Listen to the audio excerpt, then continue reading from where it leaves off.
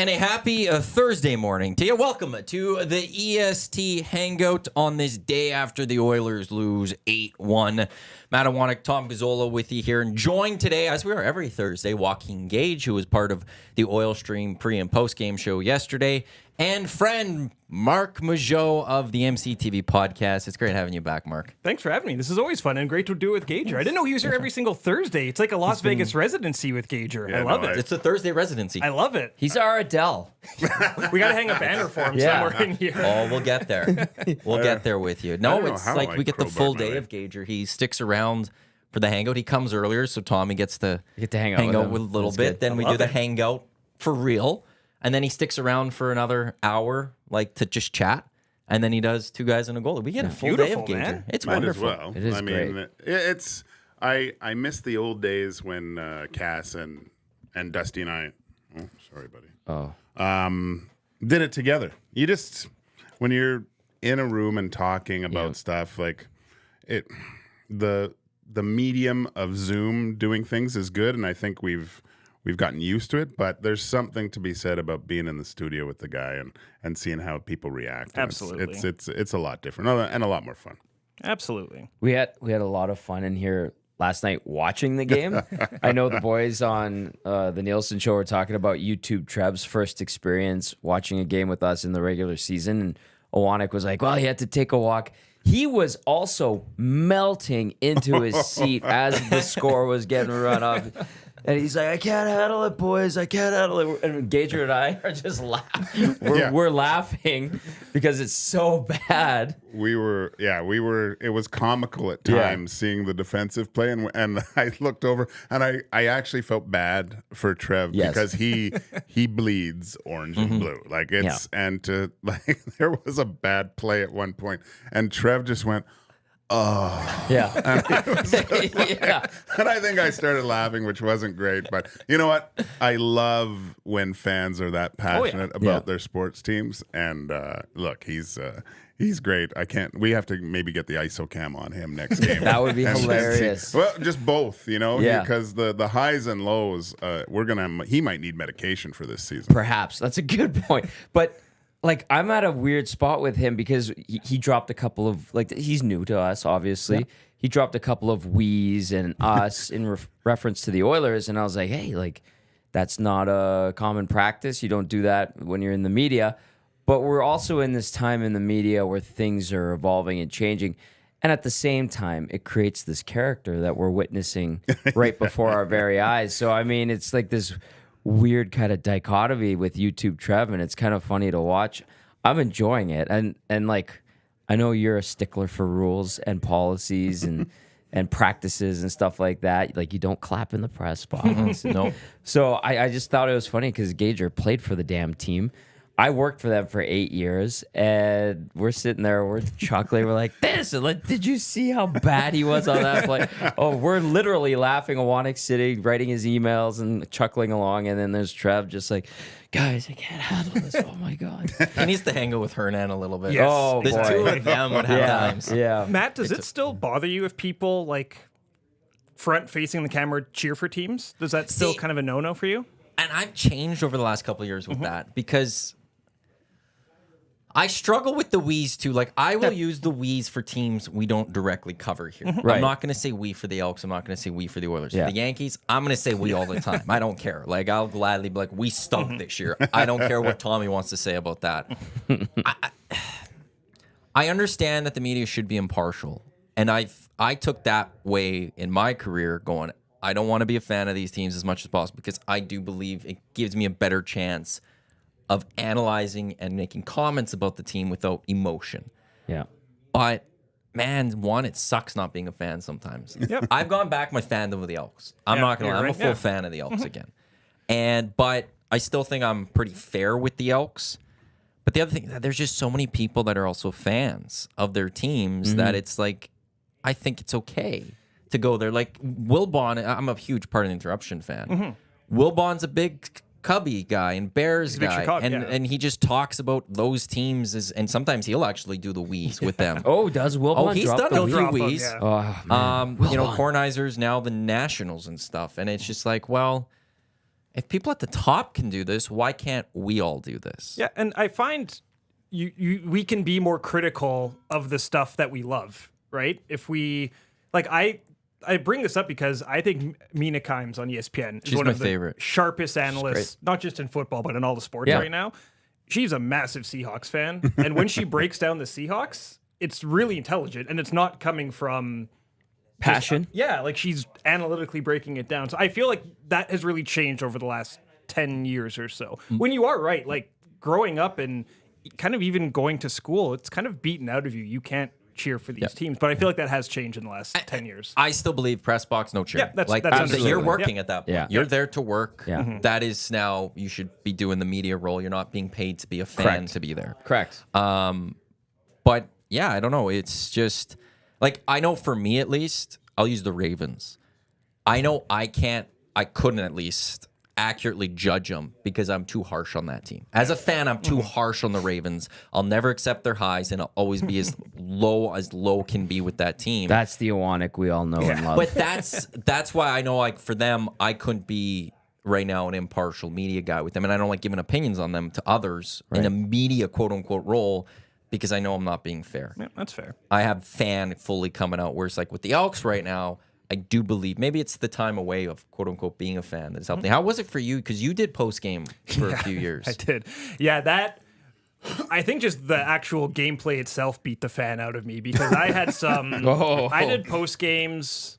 Yeah, you guys thought yesterday was rough. I had I enjoyed the hell out dark of it. ages with I did it with Corey Graham with Struddy for a bit from I want to say like 11 to 14 or 15, which Like there's the start tough. of the decade of darkness. pull up your season by season records, and we're talking about home openers outside. There was one against the Jets where I remember Devin Dubnyk really struggled, and maybe the last year at Rexall Place, year before, Year before. it was that set the tone for the rest of the season, and it was hard to be out of it by Halloween. Yeah. You know, and that's really what it was for a few years ago. So post game, it was easier for me because it was so bad, and you could just let the phone lines open and let the people say what they wanted to say. But yeah, I think the play itself more than the rules are what kind of beat the fan out of me for a few of those years. You bring up Doobie. He was in a bad place mentally that year. I remember New Year's Eve, we flew from Arizona to San Jose, and we actually had Happy New Year twice because we gained an hour there. And this will be for the book, but Doobie ended up hanging out with a bunch of us that night. And, well, I have to get the okay from him, but he just put down some beverages and said, what do you need to know? And we got everything out of him, and I'm so happy he ended up being an all-star and revived his career. Turned it around. Yes. Sean Burke did a great I don't know job. how you do it because, watching a team consistently, I start to get emotionally attached to the team, and I guess in the press box, I'm trying to think. I don't cheer, but I might give it the Mario pump if for an Oilers goal. I just get involved in it. I remember my boss I took to a game in the press box, and it was 2 years ago. A playoff game against the Kings, and we were all sitting beside all the Kings, and the Oilers scored, and he jumped out of his seat and just like, yes! And no one else stood up, and I'm looking up at him, and he's like, we're not supposed to do that, are we? I go, no, not really. Yeah. And then he had to go to the bathroom, and beside the urinal with Doughty was beside him, and he was worried for his life at that point. But no, I mean, when I watch a game alone, I become a super fan for some reason. I'm yelling at the TV, but no one has to be home. Like my kids, my wife, even my dog has to leave the other room when I watch that point. But I think last year it was when I was doing Oilers Plus. I mean, it's very Oilers centric, and I felt last night in the post game show definitely we were quite critical, whereas I didn't go that far. I think on that broadcast trying to. It's game one though, right? You don't. You want to save some of those, right? Yeah. So I was more of a soothing voice to Oilers fans, just to get them through the bad times and make them feel about the good. You were about very the good good times. last night. You were very That was good. funny. That was good. You That do was have a good show. very soothing voice. May I recommend when Tom writes the book, you do the audio version of it? Yeah, I'm available. Oh, I like that very I much. think that's a fantastic idea. As narrated by Joaquin Now, Gage. here's the thing: you get money for that, though. Oh, sweet. Like, make sure Nice. you Yeah, charge yeah. storytelling. Oh yeah, royalties, all that Yeah, good all stuff. that, like, Free you- swag. It takes time to read that stuff. It's a sure sign you're getting older when my voice has changed. But when you're playing video games and you get into a group and they say, "Hey, you got a mic?" and I say yes, and I go, "Oh my God, we got an old guy on our team." I'm not that. Well, I guess I am. Yeah, you got an old guy on your team. Did you guys ever have like an older person at RTA? Because Yes. there's always that Yes. one person that's in and that's like much older than everyone else. Oh, Yeah. we had a guy named Alistair, and he had this weird accent, but he was only from Fort Saskatchewan. I don't know if it was a shtick or if he was like he had this actual accent that was developed through his youth, but he was a nice guy. Different cat though. Tom, may I ask you a question? Like that's how he spoke, and I was like, oh yeah, okay. What's up, Alistair? I don't know where he's at now, but We had an older guy, but by older, he was probably like 30 when we were all 22. Like, we thought he was old, but Jeff, if you're listening, you weren't that old. Like, seriously. He was legitimately probably 30 years old when we were all 21. Did he go into writing? Is it? He did, yeah. Yeah, okay. I Jeff think I know. Cummings. Yeah. Edmonton Stinger superfan, Jeff Cummings. We had Alex, who actually still does stuff like at Bears games and stuff. He's behind the scenes, Nice. like Awesome. production, camera work and stuff. Every so often I get to see him there. So, but he was in his, I think, 40s or something when we went. Never too late. So there's yeah, always they just want I a love change it. of pace. And that's just when you said that old guy in the video games. It brought me to that moment. No, you're welcome. Okay, so back to just fans and all that. When you guys are watching sports, does it annoy you if you're getting a little analysis or broadcast even that's a little more homerish or that fan? Does it get to you? It really depends on what I'm watching and really what the score is. I feel baseball in the regular season allows for a homer broadcast because these broadcasts are with them for 140, 150 games. So when that's taken away and when the broadcast isn't overly complimentary of your team, I really notice it. Like, I notice it when the Yankees play the Blue Jays, when it's Dan Schulman and Buck Martinez. I notice it in the playoffs when Bob Costas is doing some of these games. I also realize I can tune out the commentary. If I'm just focusing on the game, I've gotten really better at tuning it out. So if I like it, sure, I'll embrace it. But if it's not my style, I tune out and I go to something different. When certain things are said, how they're said, if it becomes overbearing, that's when I get annoyed. And, like, here's an example. Jack Edwards in Boston. Yeah. Come on. Like, I know ESPN, he's had a great record and great career, but some of the stuff he says, like, you don't need to be taking home run swings at guys on the other team to make them feel like crap and then have to apologize. That's just bad. And I know that was the Pat Maroon thing that happened and they smooth that over, but like those types of things where you're just like, oh, come on, man. Like, you don't need to say it like that. We know that you're the home broadcast. Another thing, and I feel like people understand this more now, but, especially when I was at Oilers TV, people would assume that the home and regional broadcasters didn't work for the team. And in the U.S., they're always a little bit ahead of us in regard to how media evolves and changes. Look at us here and now. We're a few years behind, but now we're catching up.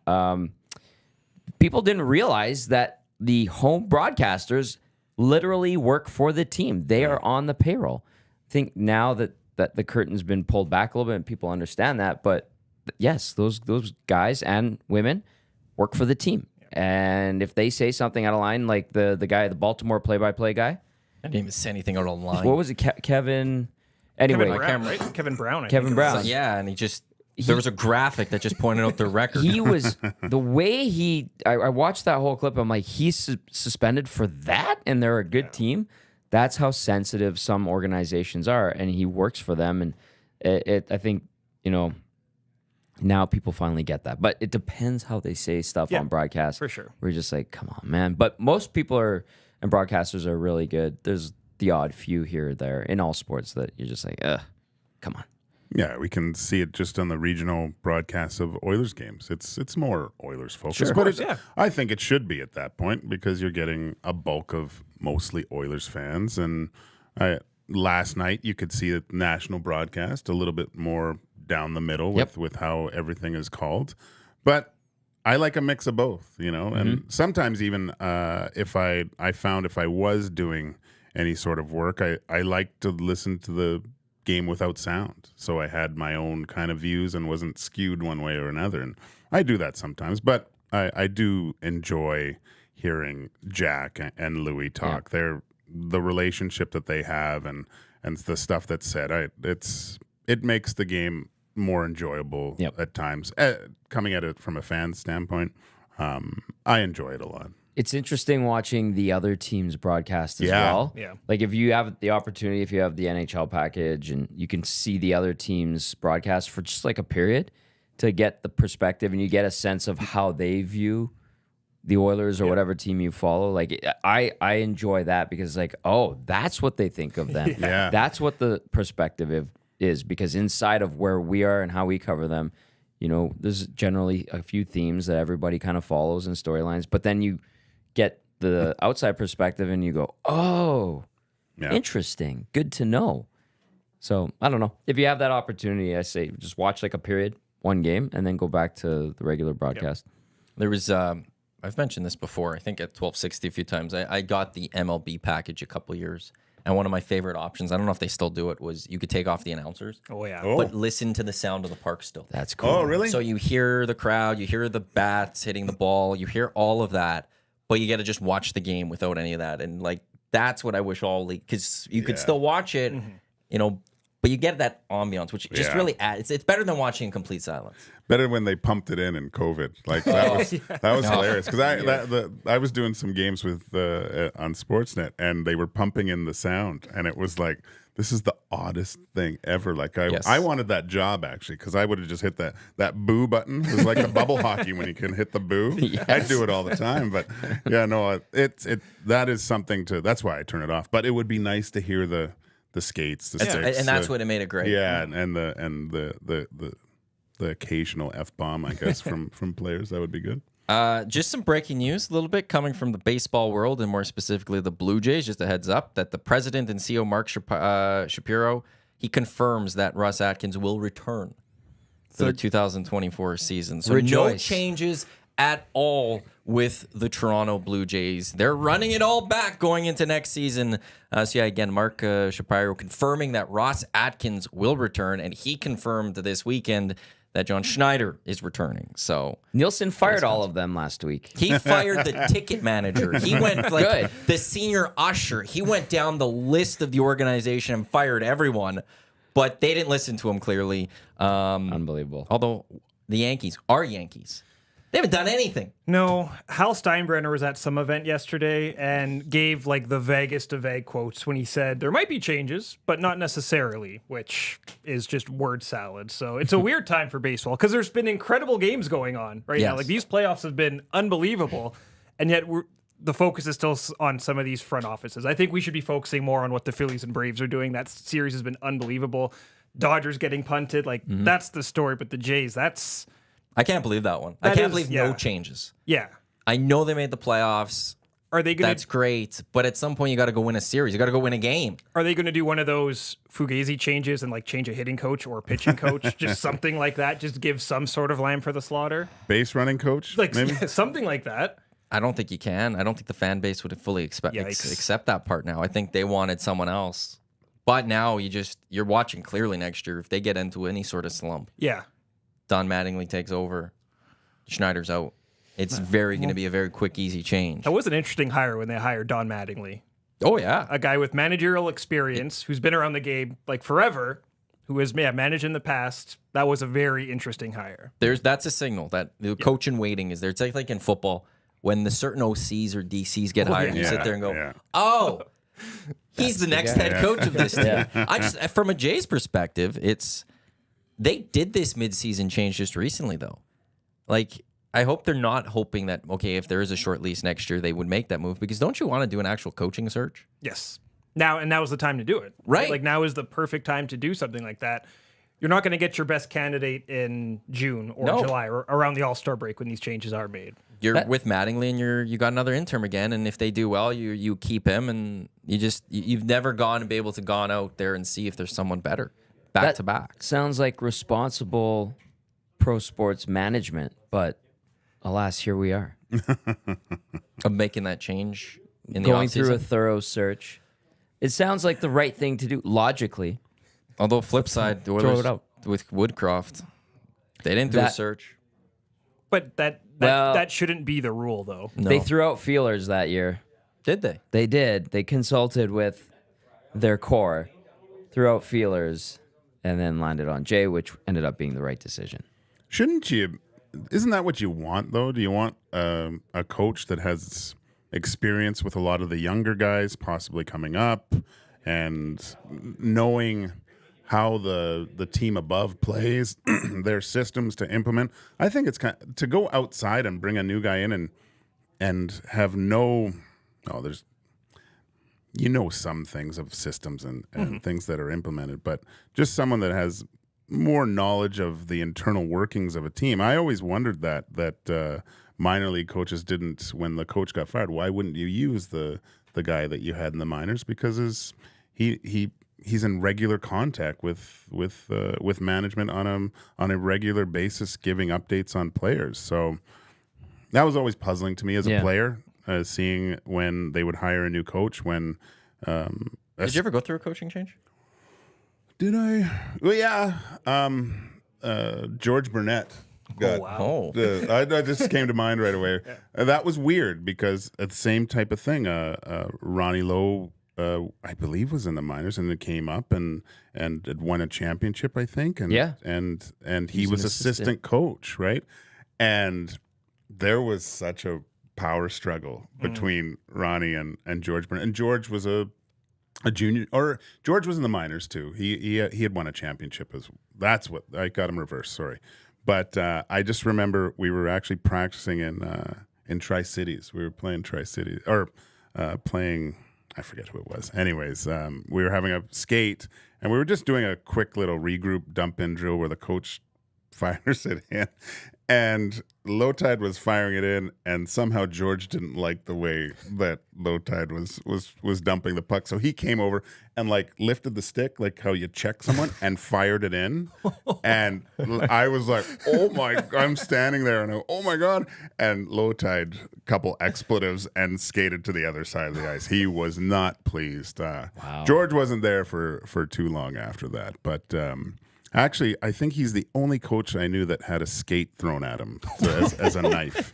Is he coaching Happy Gilmore? Link Gaetz, close. Oh, wow. Yeah, I wasn't there at the time, but they finally had enough of Link in Cape Breton, and George kind of he ordered everyone to stay home and basically lock the doors because they didn't want Link to linger around, and there was a notice put out as soon as the wheels left the runway, George phoned every player. It's okay, guys. Link has left the island. Wow. So that was Link was a special guy. but so he threw a skate. Yeah, he was mad at George, so took off his skate and threw it at him. That might be where the thing from Happy Gilmore came from, but yeah, it just missed George with the skate. Wow. Wow. Different game Yeah. back then. Yeah, different time. Yeah. I saw a thing. Bold. Yeah. Bold move, you know? Speaking of Link Gaetz, I saw a thing it was like a comparison. I believe it was on Instagram or TikTok, one of those. Not TikTok, Instagram. And it was Link Gaetz with his draft picture where he had the black eye because he went out and got in a bar fight the night before. And then when he was at the end of his pro playing career, he was in some obscure league that had 5 letters to it. So, it's a good league. And he got thrown out of the game. And then instead of leaving, he showered up and went and sat in the stands and ordered a hot dog or something like that. And someone took a photo of him and they had to stop the game or something along those lines where it was just wow, only in that obscure league does something like that happen. Yeah, he we were in St. John's in the minors, and Link was trying to get everything back on course, and it was taking that drug that you couldn't have alcohol, right? So he was taking this. So I guess as soon as you have any alcohol, you start feeling sick and stuff like that. So We were out after a game, and I don't remember who it was with, but he told a guy to go get him some drinks, but one has to be like a virgin rum and Coke. But as a rookie coming back with like 5 rum and Cokes, he can't remember which one's the virgin one. So he handed them all out, and the one he gave Link had alcohol in it. Ooh. And that was I was fearful for it might have been Ralph Intranuvo, and I was fearful for Ralphie's well-being at that point because Link went nuts, and then he was, man. And I think that night, because I was young rookie and curfew, I'm home, right, and I'm laying in bed, and George Burnett knocks on my door. He's actually checking rooms to see. Wow. This is a junior coach going to the American League. Like very odd to do this, but knocked on our door, and I was like, "Yeah, George, everyone's here. We're good. We're good." And he goes, "Have you seen Link?" And I go, "No, sir, Coach, I haven't seen him." And I go to shut the blinds, and Link is in the field outside the Holiday Inn in his underwear, and has 2 girls run it like in each hand, trying to avoid George. Oh my God!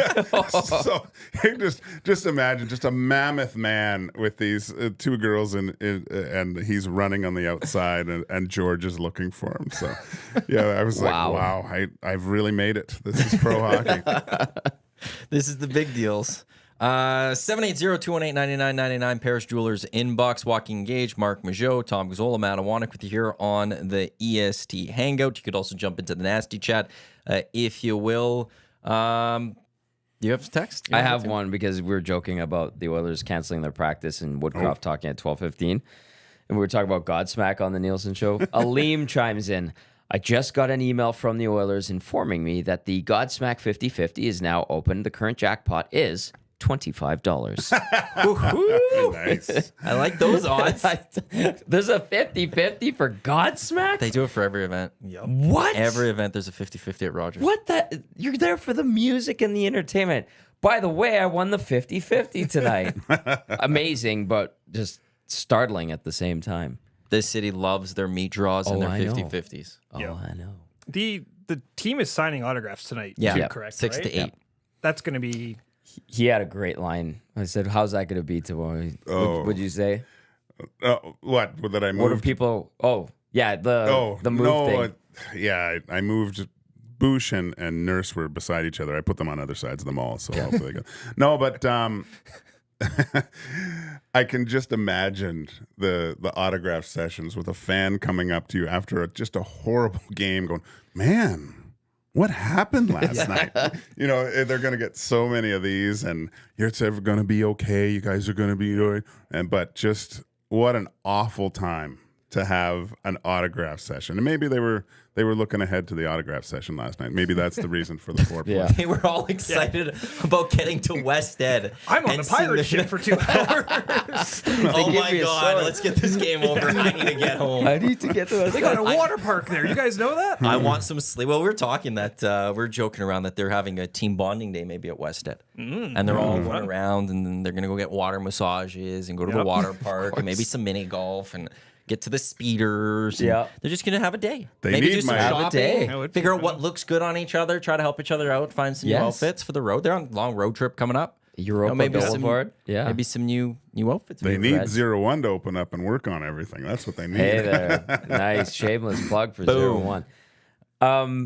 How many people tonight at the autograph session that are so loyal and diehard will be like, guys, I wasn't worried at 6-1. I thought you still had a chance. Yeah. There'll be some. There- There's there- passionate. like at Of least course. 50 people will say that. course. That Well, line will come out. There won't be a lot of negative. No, not at all. No. No. Too many people won't want to go there. They'll want to make them feel better. Yes. Yeah. Like try to proverbial pat on the head type thing. You guys will get them next time. Yeah. Or there'll be the confidence booster type thing there. Coming from like little kids that love the team Yeah. and those are their heroes, that's great. I love that. Coming from like a 56-year-old man, that is a little different. Yeah, and this event is awesome. It is I love, awesome. I went We to have it to as be a clear. kid all the time. Oh, yeah? Like I love Yeah. doing this. But yeah, it's good. I'd imagine I went when it was on a Saturday or like a Sunday afternoon, but never after the night after an 8-1 loss when the other team had the flu. and you still lost 8-1. Have you ever hosted the company Christmas party after 2-0 shellacking where Henrik Lundqvist laughs at you on the broadcast on MSG, and then the coach gets fired the day after? Yeah, I did. It was not a good time. Anyway, that's for the book too. No, that'd be fun. That would be that's a humbling experience going to with everyone. But like you said, I sometimes having the kids come up to you, that's what it's all about. Yeah. I was always, I mean, there's fans and they like autographs, but you can tell the guys that are looking to profit off signatures. Yep. Yeah. Opposed to the person that's going to put this up in their room, and it's probably going to be there for the next few years. And that's why a lot of athletes have grown to have 2 signatures. Oh, really? There's a lot nowadays that will do 1 signature for outside the hotel, whatever. They'll just give you a quick signature. Yeah. But then the Under Armour deal or whatever that they have, they give a real signature so that it's, authenticated, all of that. It's legit, and you can't just go sell it. Remember Scott Thornton? Yeah. One of the greatest teammates of all time. Battle of the Blades champion, Yeah, too, Scott just Thornton. awesome. Was that Strutty's here? It was, yeah. Okay, that's why you remember. What an awesome dude. Just great guy. He told a story. Years later, I ran into him when he was with San Jose.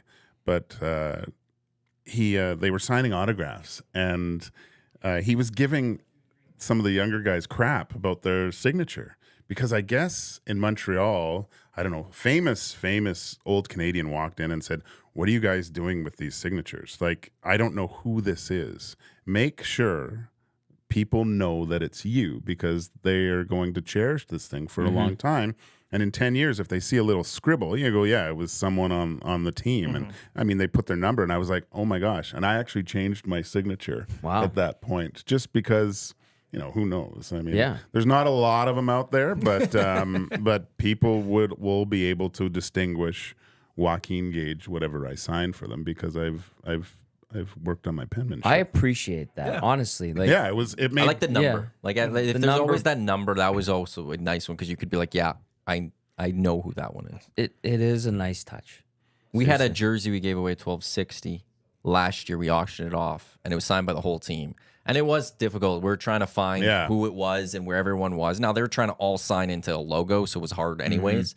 But it was like, okay, some of the ones with numbers, okay, we know who those are. But the other ones are like, who is this? And you're just trying to figure it out. Yeah. When we had, like, they have the autograph days where there's a bunch of crap on the tables outside. And it was in Rexall, I remember. And certain guys had certain spots on jerseys where that's where they signed, and you couldn't sign there. Like Doug Waite, top right of the logo. Smitty was the other side. He had to have the other side, I remember. But you couldn't sign in those places. Right. That was where Dougie signed it. And so, speaking to that, if you had a Oilers jersey when Doug Waite was here, that was where he signed the. Or you didn't get a signature because it was empty. Oh, Exactly. You got everyone else, but you everyone didn't else. get that one, and it's empty. Yeah. I have West Edmonton Mall Oilers autograph session story. When I was a little kid, like really small, 4 or 5, my parents took me to it, and I was eating an ice cream waffle cone. I don't know why I remember this, walking down Bourbon Street, and Craig Simpson was like, it was the end of the day, and no one was at his table, so my dad took me up to him, and he's like, "How's that ice cream?" And he made a signature, gave me one of the little cards, and I was so scared I didn't say anything. I was like, in my head, I'm like, that's Craig Simpson. And I don't know why that is like etched in my memory forever. And then another one, and this one I kind of appreciate because my parents are moving, so we're going through boxes. Like, you got to get your crap out of here. And my dad's like, look at all these hockey cards. He's like, look at this one. And it was like a Topps 94, 95 Kent Manderville card. And in the card, Kent Manderville is being cross-checked by Luke Richardson. Oh, I remember that one. And at the autograph session, I remember I got David Oliver's autograph because that was the year I think he hit 20 goals. And I was very excited about that because I thought he was the next up-and-coming Oiler. And then I saw Luke Richardson, and I'm like, Dad, I'm going to go ask for... He's like, go. Just ask him. And so I ran up to him with the card, and I was like, can you sign this for me? And he's like, yeah. And he was with Kent Manderville. And he's like, do you want him to sign it too? And I was like, no. But they said it right in front of me. They're like, that's you cross-checking me. And my dad found that card the other day when I was at my parents' place. But just, I remember, it's a special night. So It have is. fun tonight. Some great names we've heard today. George Burnett, Kent Manderville, Yeah. Ralph Intro-Newville, David Oliver. Yeah. Is someone going to mention like Bill Heward or someone else from the late 90s or early 2000s? So just some great names. Len Esau has to get into this conversation. Gosh, somehow. German Yeah. T-Talk. Oh, great Oiler. Another great one, Dan Curry, who I think Slats would phone him and he would refuse to get called up at times because he'd actually these I can't confirm or deny, but I heard like Dog would get the call and Slats would be, we need you, or someone would call him to come up and Slats would call him back and then he'd get into an argument with Slats going, I'm gonna come up there. You're only going to put me on the fourth line. I'm not going to get any power play time. I don't want to do it. Oh, wow. And so he called back. No, we need you. Danny, we need you. We'll put you in there. He goes, I'm just going to be up there for a day. You're going to send me right back down. He goes, no, it's going to be different. He'd call him up, put him on the fourth line, send him down. But he was, what a slot machine. He was, he could score goals, man. And he even had his puck, like a couple of his 50 goal pucks up in the bar in Cape Breton, where you could see Dan Curry's 50th goal. Now I see why you didn't want to get called up. Yeah. He's a legend there. Were you intimidated by Glenn Sather? Oh, gosh, yeah. Terrified. Just terrified. This is kind of a long story. I just thought of. Unload. So my first year pro was the lockout year. Okay, so we were playing, obviously, a little bit. The NHL regular season went a little bit further. So a bunch of us got called up. But because we had played our full season, our contracts were done. So we usually don't get paid. So we were negotiating how do players called up from the minors get paid with the regular season. So we're not going to get our NHL salaries, but it worked out to be somewhat, I forget what it actually was, but it was a percentage of this, of if you get into a game, blah, blah, blah, blah, blah, right? So I wanted to, they weren't paying us what they were supposed to. The NHL had a rule, but Slats wasn't paying us that. We weren't getting it. And so I told my agent, actually Steve Passmore, when I look back at it, I probably should have done the same thing. He went home. He just said, you're not paying me, I'm leaving. But to my mind, I'm like, I can't do that. Right. They're going to think I'm an idiot and get rid of me. I have to stay in. But I ended up getting in some games, right, at the end of the year. So I wanted to get that payment. And so the next year, I got called into Slats' office. And I had to do a new deal and stuff. And he goes, oh, he could never say my name right, which was a little bit frustrating. What would he say? Oh, just butcher it, Joaquin or whatever. So, but he's sitting there in his Oilers robe and with a cigar, and he's like, I'm standing there at attention, just scared, and he's going, hey, well, your camp was okay and wasn't that great, and do you want to play here this year? And I go, yeah, of course I do. He goes, well, sign this. And I was like, well, what's this? I don't even know if I should be saying this, but it was like a disclaimer that I forego any further payment for being in those games. I had to sign away that I wasn't going to ask for this. Oh. It was like a couple $1,000. Come on. So, and he goes, well, and I go, well, what is this? He goes, this is saying that you're not going to ask for this money anymore. I go, well, I'm kind of owed it, aren't I? He goes, well, I've got your contract right here that I haven't signed either. So I go, where's the pen? And so I signed this thing. So I was, needless to say, I wasn't on great terms with Slats at that point. And then down to the minors, didn't have a great year, ended up leaving Edmonton and just a bad taste in my mouth. Years later, I'm back with the Oilers and we're in New York with the Rangers, right? So I've made it back. It's kind of a feather in my cap. I'm feeling good about myself, and we're watching practice, and all of a sudden I can feel a presence behind me. I look and it's Slats. And I go, and I'm like, yes, I did it. I came back. Screw you. I was able to get back into the NHL, all those things you said, that money, blah, blah, blah. And I don't know who I was with, and Slats goes, hey, Brownie. And I'm like, oh, you prick. You can't even remember my name. And I'm like all mad, and I turn around, I look at him and go, Hey, Mr. Sailor. So I didn't even have the nuts to do it then. Oh, my God. But yeah, he needless to say, he had a little bit of power over me. But you know what? Looking back on it and hearing other stories of other players going into Slats' room, he was looking for something more from me, and I didn't show it. I should have ripped up that thing and left the room. He would have respected me way more if I did something like that. Yeah. And I really think that it was more of a test of my character, and I was a pleaser. I was scared in that moment. I should have been a little bit more forceful with myself looking back at that moment, but it's my character. Next time you see him at the Chateau in Banff, just say, "Hey, Joaquin Gage." No. Yeah, and can we clarify? He thought you were Sean Brown. That Sean wasn't like a Brown. racial Oh, slur. God, yeah. Okay, No, I don't want Glenn Saylor to get retroactively Jesus, canceled. wow. No, Oh, good point. Just want to be very Yeah, clear. no. Yes, Madge, good call. Good call. You know what? And Brownie's a good-looking dude, so Of course, I yes. wasn't too. It wasn't too bad. Yeah, that. Just want to make sure that. That's good. Yeah. I thought of Sean Brown immediately. Yeah, That's yeah, what yeah, my yeah, head yeah, was. yeah. But Just want to Yeah. make sure.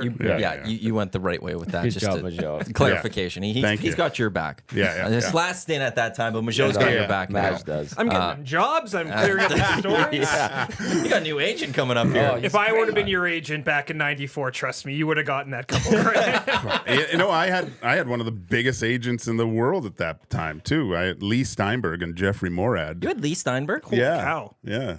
Because he was. That's like a name that sports fans know. Like I've yeah. He was in Jerry Maguire That's right. with Yeah. Troy Aikman. That was my agent. He was Wow. buddies with Hugh Campbell, and Wow. there's Yeah, one of he's the a big deal. big deal. Wasn't he with Tiger? Or he was with Tiger. Or maybe something. Newport Sports Management. The building itself. I remember we were years later when I was with the Oilers. I went. I got in trouble from Mac T actually for this, but anyway, I went to go see the office after the pregame skate just to go say hi real quick, right? And walking in, you see the golden gloves and the what's it, Pudge Rodriguez picture, all these, and then Lee comes in. I mean, everyone's in suit and ties. This guy's wearing board shorts, no shoes, bare feet, and a Billabong t-shirt. Go into his office overlooking, like, it's amazing, and just sitting down and talking to this guy for like an hour, and then I was their only hockey guy at that point. Wow. Yeah, it was crazy. How did that relationship come about? Sorry to cut you off, but how did Lee Steinberg become your agent? My dad said, well, you know what? I was getting approached by the usual suspects in junior. You get rated, and so my dad was always thinking, you got to do something different here, I think, to establish yourself in a different way. So he had actually phoned Newport Beach, and they were like, well, we don't have hockey players. So he goes, well, you know what? We'll send one of our representatives up. So Scott Parker, small statured little redhead guy, and he was visiting his mom in Seattle, drove up in her convertible, was completely burnt by the time he got to my house in Vancouver.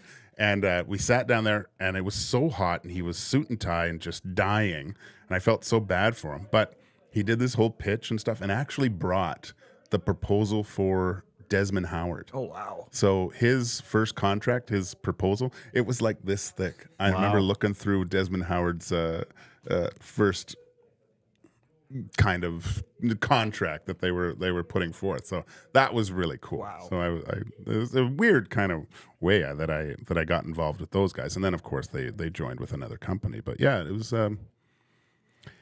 It worked out. It was they put a lot of effort with me because I was their only hockey guy. So the contract wasn't so big, but I didn't really warrant a lot of dollar figures. They're still in hockey?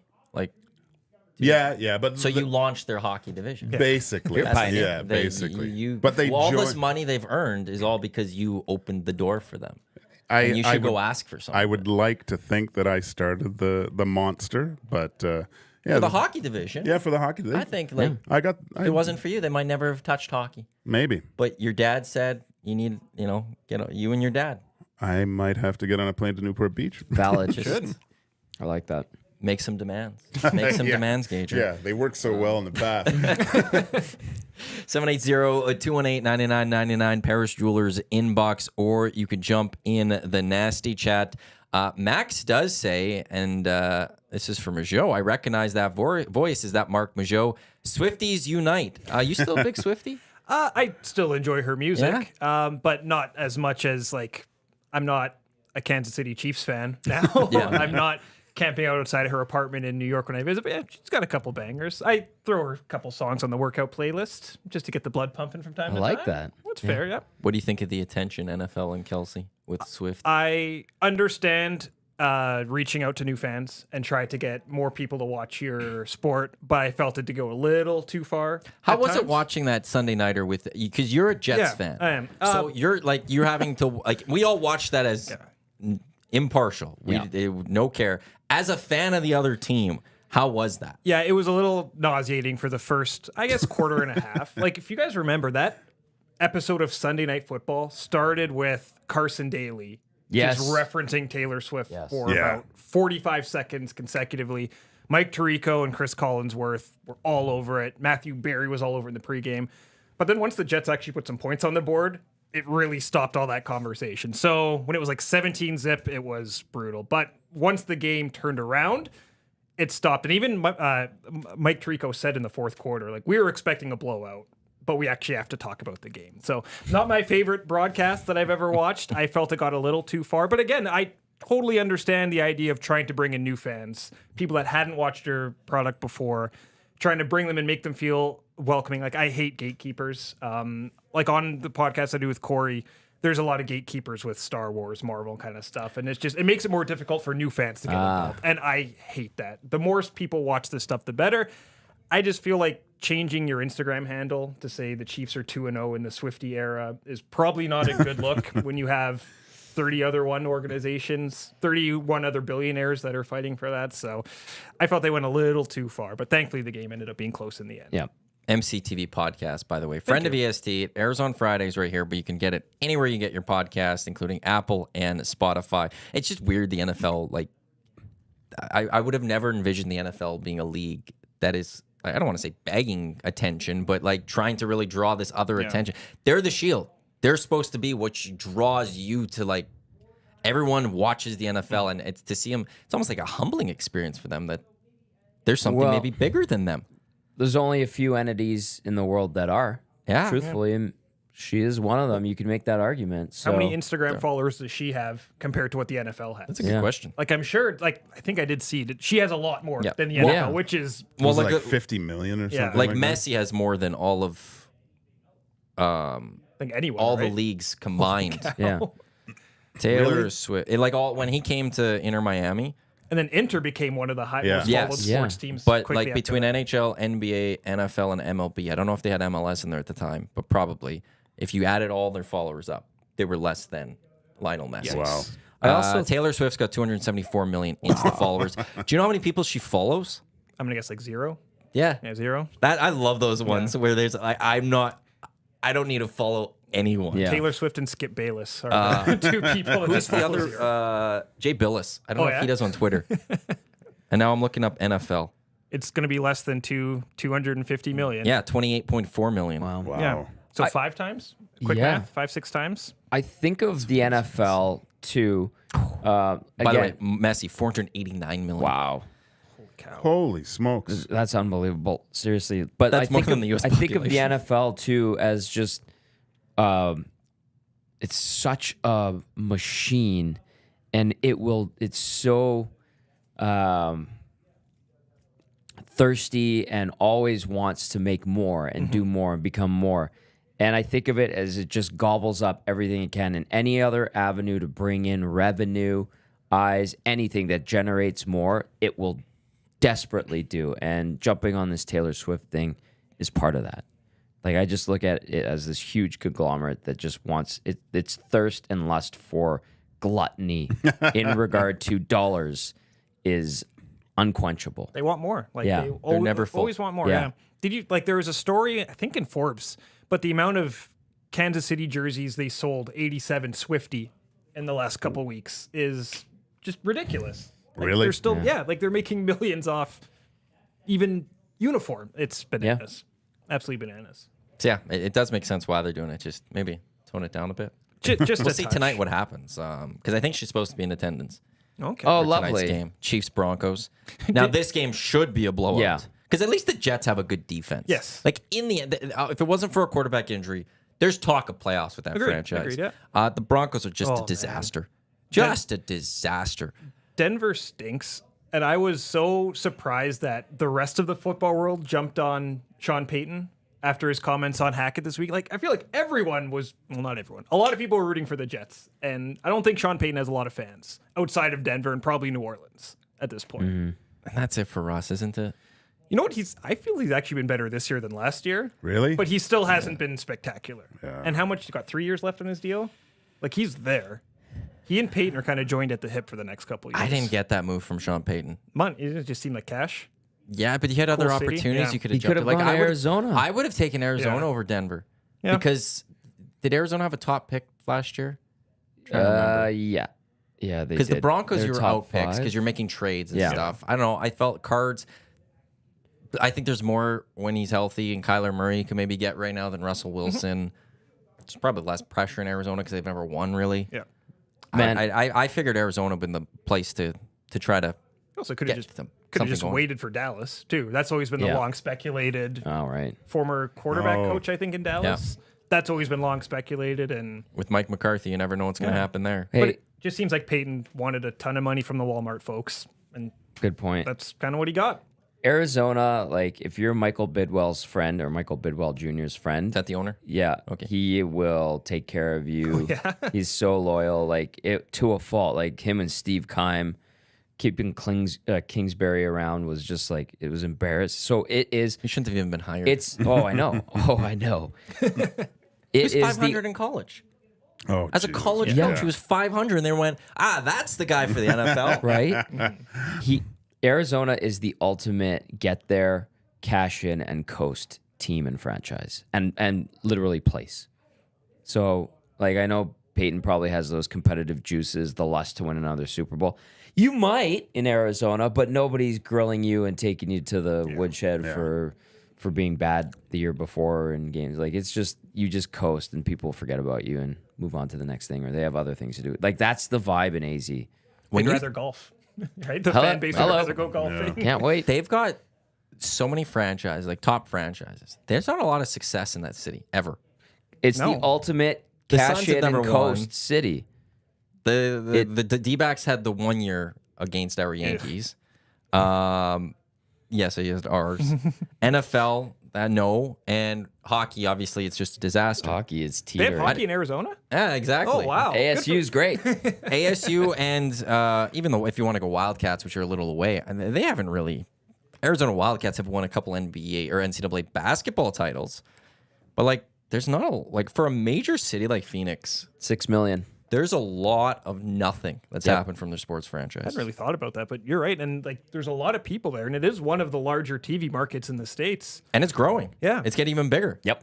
It's one of my Too favorite hot. cities. It's way too hot. No, it's beautiful. No, Give me that 110 degree heat. It was Not going to a 45 when game. I was there, and I loved it. Oh, I couldn't believe when the rink was downtown. I remember walking to the rink and just going, "How do you play hockey here? It's too hot." It was just gross.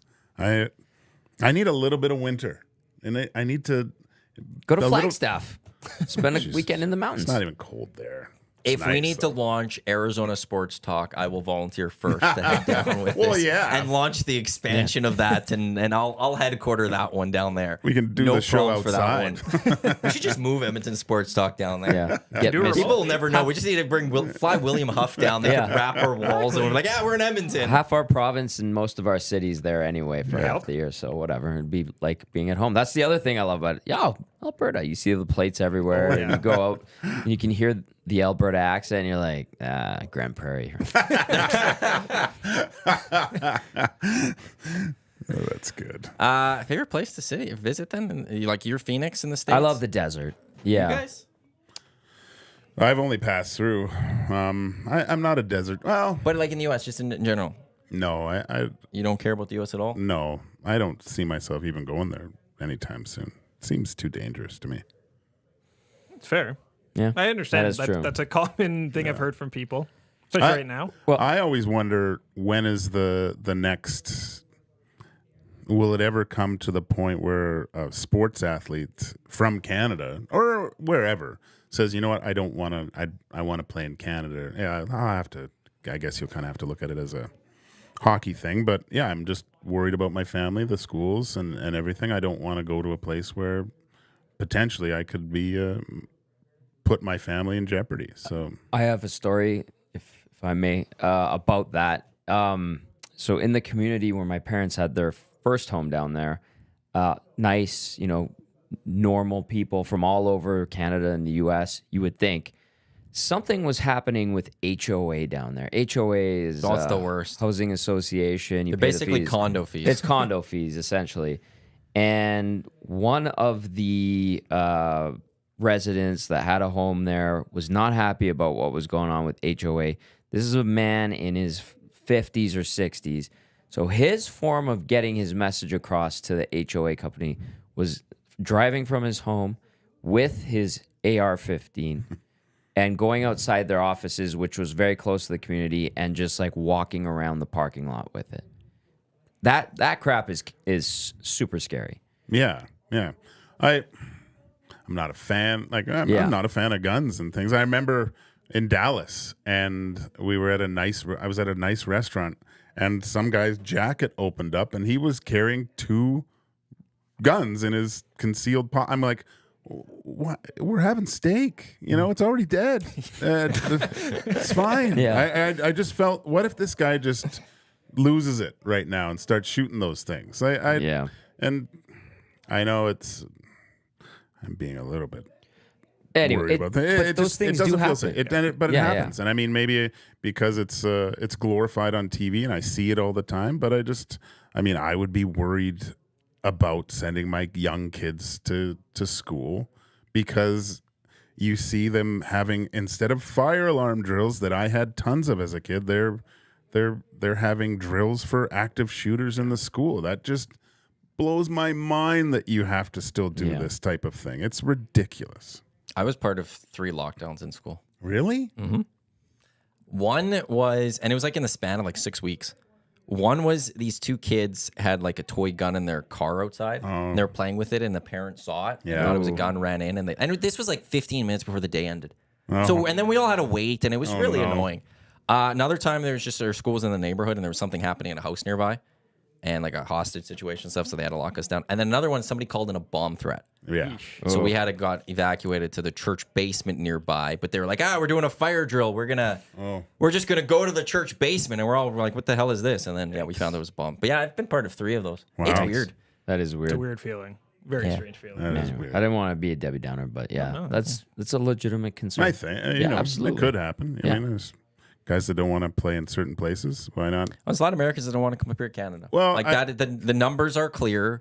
It's very tough being one of these 7 Canadian NHL franchises and signing an American free agent. Yeah. And I understand it. I mean, it's nice to play at home.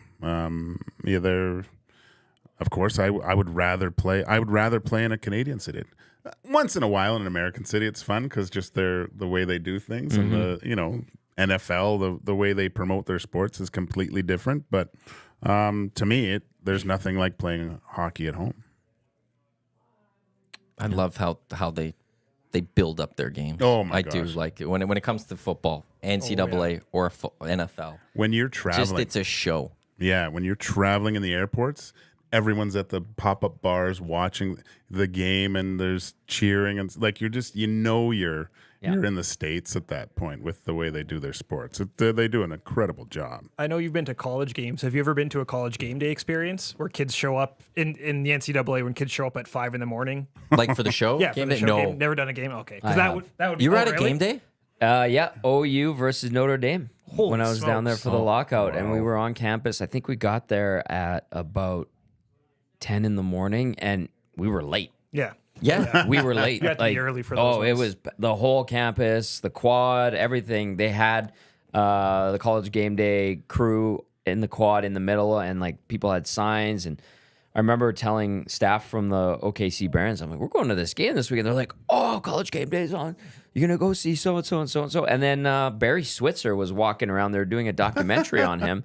And and people were so friendly too, like older folks, alumni, kids. And you get invited into the tents. I can remember this one setup where they had 2 of those 12 by 12 tents with a full living room.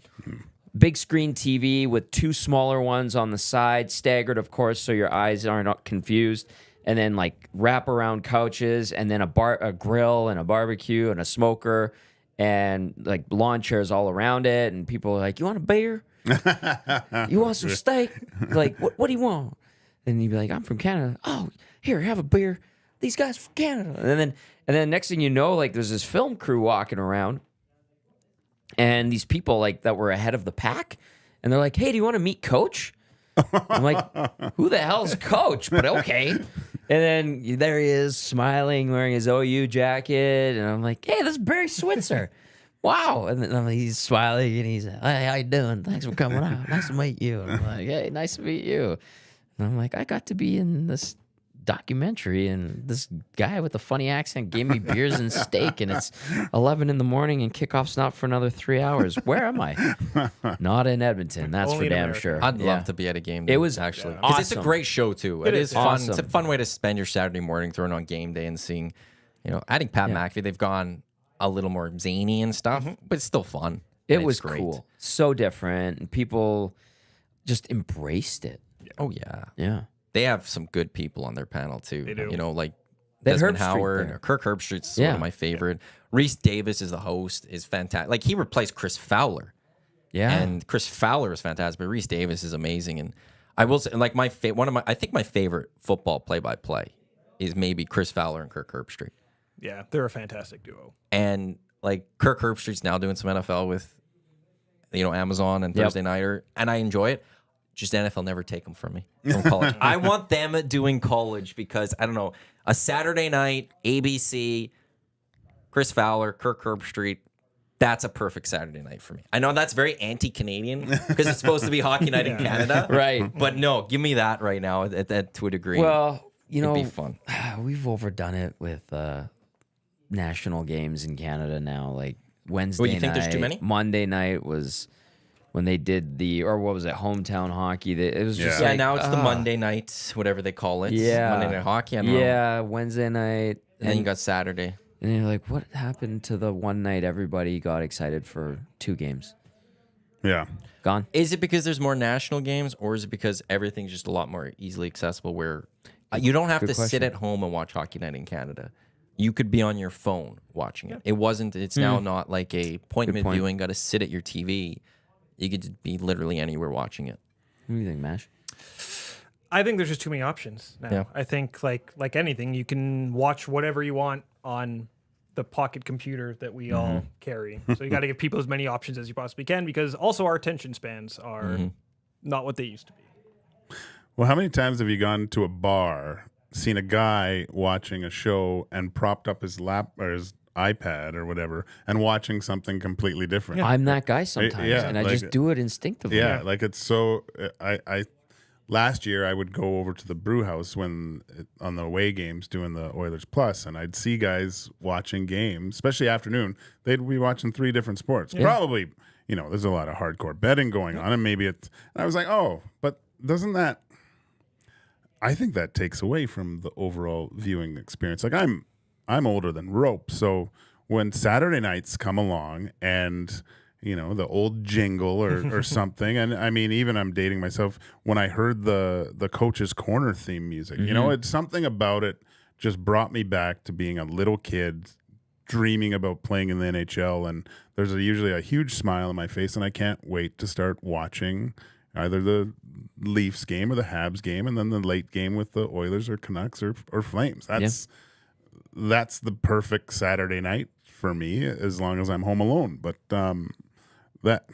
I think you're too many options, and everyone's not as focused. Like that attention span. Yeah, Just they need multiple things, and I'm awful at it too. Like if there's a commercial, I'm looking to where's my phone? I gotta look at something. Yeah. It's so bad. Yeah. I'm so quick on the last button to whatever other game is going on in any other sport. I'm just like, commercial. Psh, Yeah. watching it.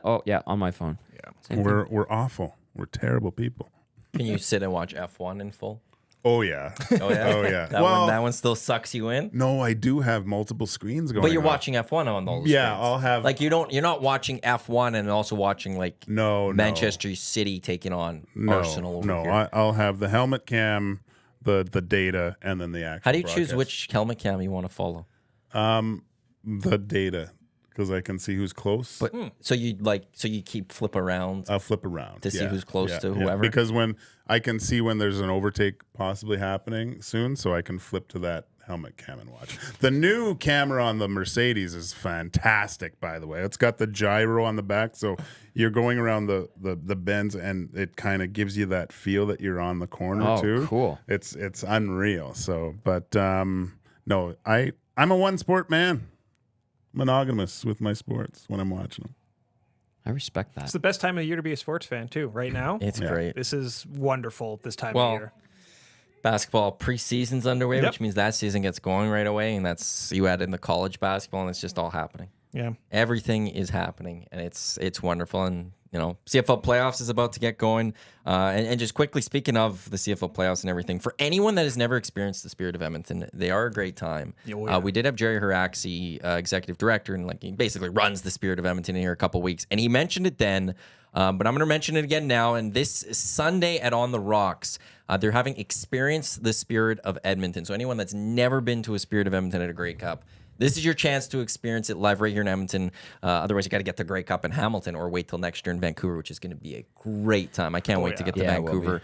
$25 gets you ticket into OTR, a stadium-style cheeseburger, chili, Sluice juice, which is their big drink. Sluice We juice had is it here good. on the Hangout too the one day. It was great. An entry into door prizes. They'll have live music from a couple bands, Rockzilla and Tallboy. Just look up Spirit of Edmonton on Facebook, or you can head to the Edmonton Sports Talk Instagram or Twitter accounts. We have posted on this in the last 24 hours. You can get your tickets through there if you want. $25. You get to experience the Spirit of Edmonton this Sunday at 2:00. Actually, we have a couple tickets here. So if you are interested, text us 780-218-9999. You'd have to be able to pick them up by 1:30 tomorrow from our offices here on the West End. But we have a couple tickets. So if you do want to go, we'll throw a draw in there. 780-218-9999. Paris Jewelers inbox if you want to experience the Spirit of Edmonton at OTR this Sunday at 2:00. Sure, they'll have some NFL games going on. Yeah, of course. Spirit of Edmonton, we love Jerry Haraxi. Shout out to Jerry. Anything they put on is never half-assed. Yes. They work in partnership with the organization, but they're not exactly part of the Elks organization. So just to clear that up, if anybody's confused, Spirit of Edmonton has a long-standing tradition as the best party at the Grey Cup, wherever it is. That it holds It created true. all the other parties. Yeah. I've experienced it twice here and then once in Calgary. Absolutely loved it. My brother Mike, who lived in Vancouver, experienced it in Vancouver.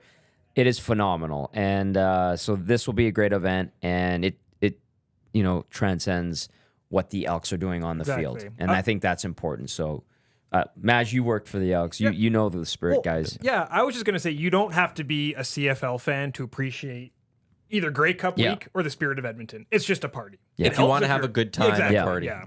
It helps, but you don't have to be a CFL fan. Have you ever gone to a Spirit of Edmonton? No, I never have. Okay, so next year we're going to Vancouver. Yeah. You're coming. Back to the old stomping grounds. I'll show you some spots. And we'll take you to the Spirit of Edmonton every night. Jerry will take care of us. Right. That's happening next year. With talking about the Elks, let's get into this. You're a season ticket holder of the Elks. Are you upper? I'm lower. Okay, you are still lower. You're lower bowl. Yeah. I'm in the concession. You're in the concession. Are you working this week? Do you know yet still? I've got the go-ahead. My wieners will be available. I will be dabbling in that. I got to get there at 10. Same kitchen? Oh. Yeah, because it's 2 o'clock. I don't know, but yeah, Are you running the kitchen? Well, obviously, because I'm getting there so early, they recognize the skills. The talent. Yeah. So It's like the bear when Joaquin shows up in the kitchen, puts on a white smock. People are saying, yes, chef. It it's is. wonderful. Oh, yeah. I might actually go get a chef's apron and just put executive on there and have it back there with a Commonwealth. That'd be great. What do you guys make of the lower bowl being closed? Who wants to? I like it. Go ahead. I like it. I think there's nothing like a sporting event, an intimate sporting event, especially football, where cheering and stuff. Like, I look back to 2001 when they had the World Championships of track and field. It was packed, but there was something to have everyone around you and cheering and different nations and things. It's different, but yeah, having it spread out, you lose a lot of that, and it's a huge building. It's massive. It's so big.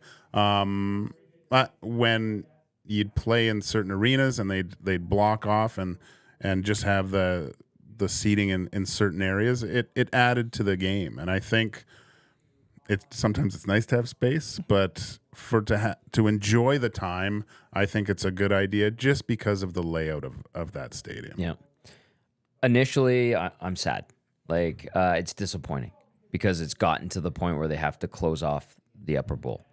I like the concept of bringing everyone together. It's way too spread out. There's not enough people there. The vibe isn't great right now. And I was reading the 3 Down Nation article when the announcement was made. Yes, you had kind of talked about this in weeks prior, saying, "Hey, we're hearing about this potentially happening now that it has been made official." Sad, but I understand the motivation behind it. You can still get 31,000 into the lower bowl. That's still pretty damn good. That's a lot, yeah. But in the last 5 years, the 3 Down Nation guys broke it down pretty good. That's it. Like, the decline in season ticket holders and then just fans of the team showing up. This is the lowest of the low that this franchise has ever been. There's no denying that. I know it's starting to work its way up, which is great and nice to see. But man, like, I know in 2002 when they were at 41,000 on average, that was because it was a Grey Cup year. We can't hide that. Yep. They've had a couple of Grey Cup years since. That always is a boost to season tickets.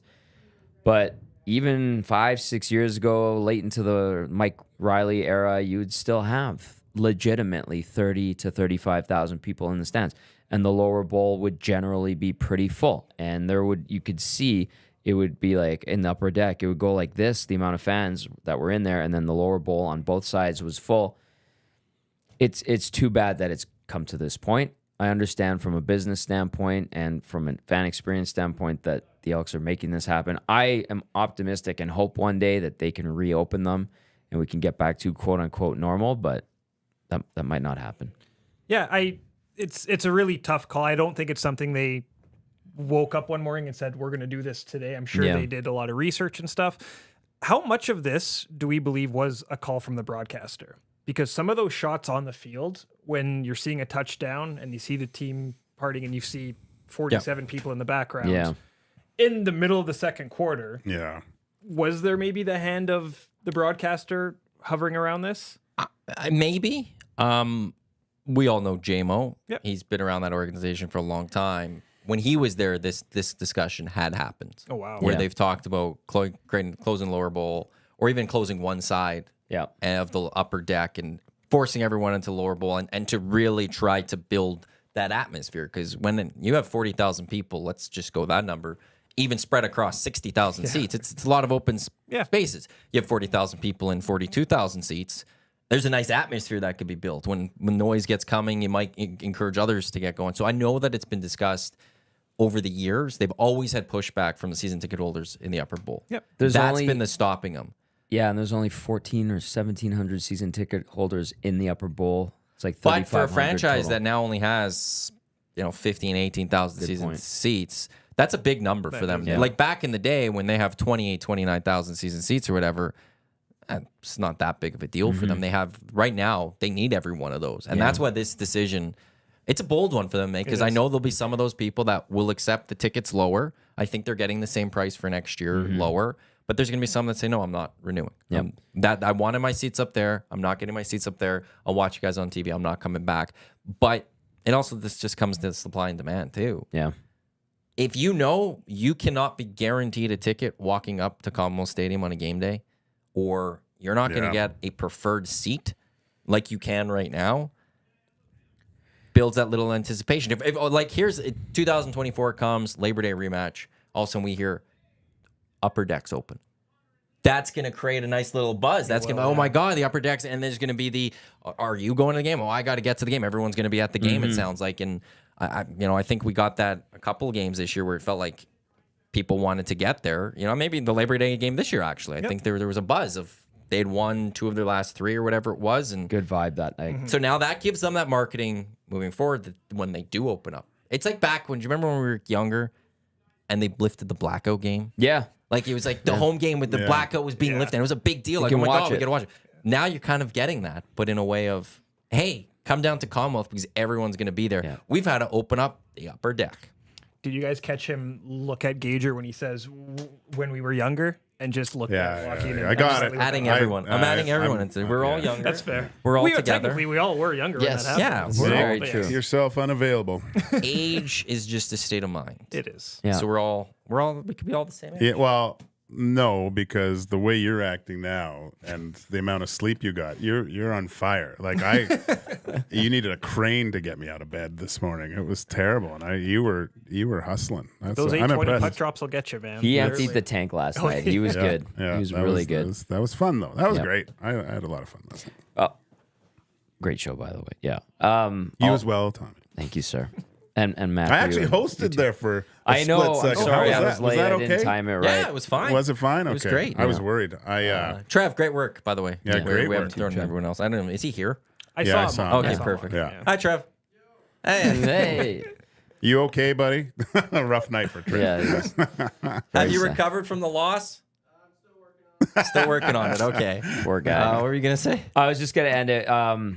Me personally, whenever I see seats, like huge chunks, especially when we watch games from BMO Field where it's empty stands, to me it always looks Bush League.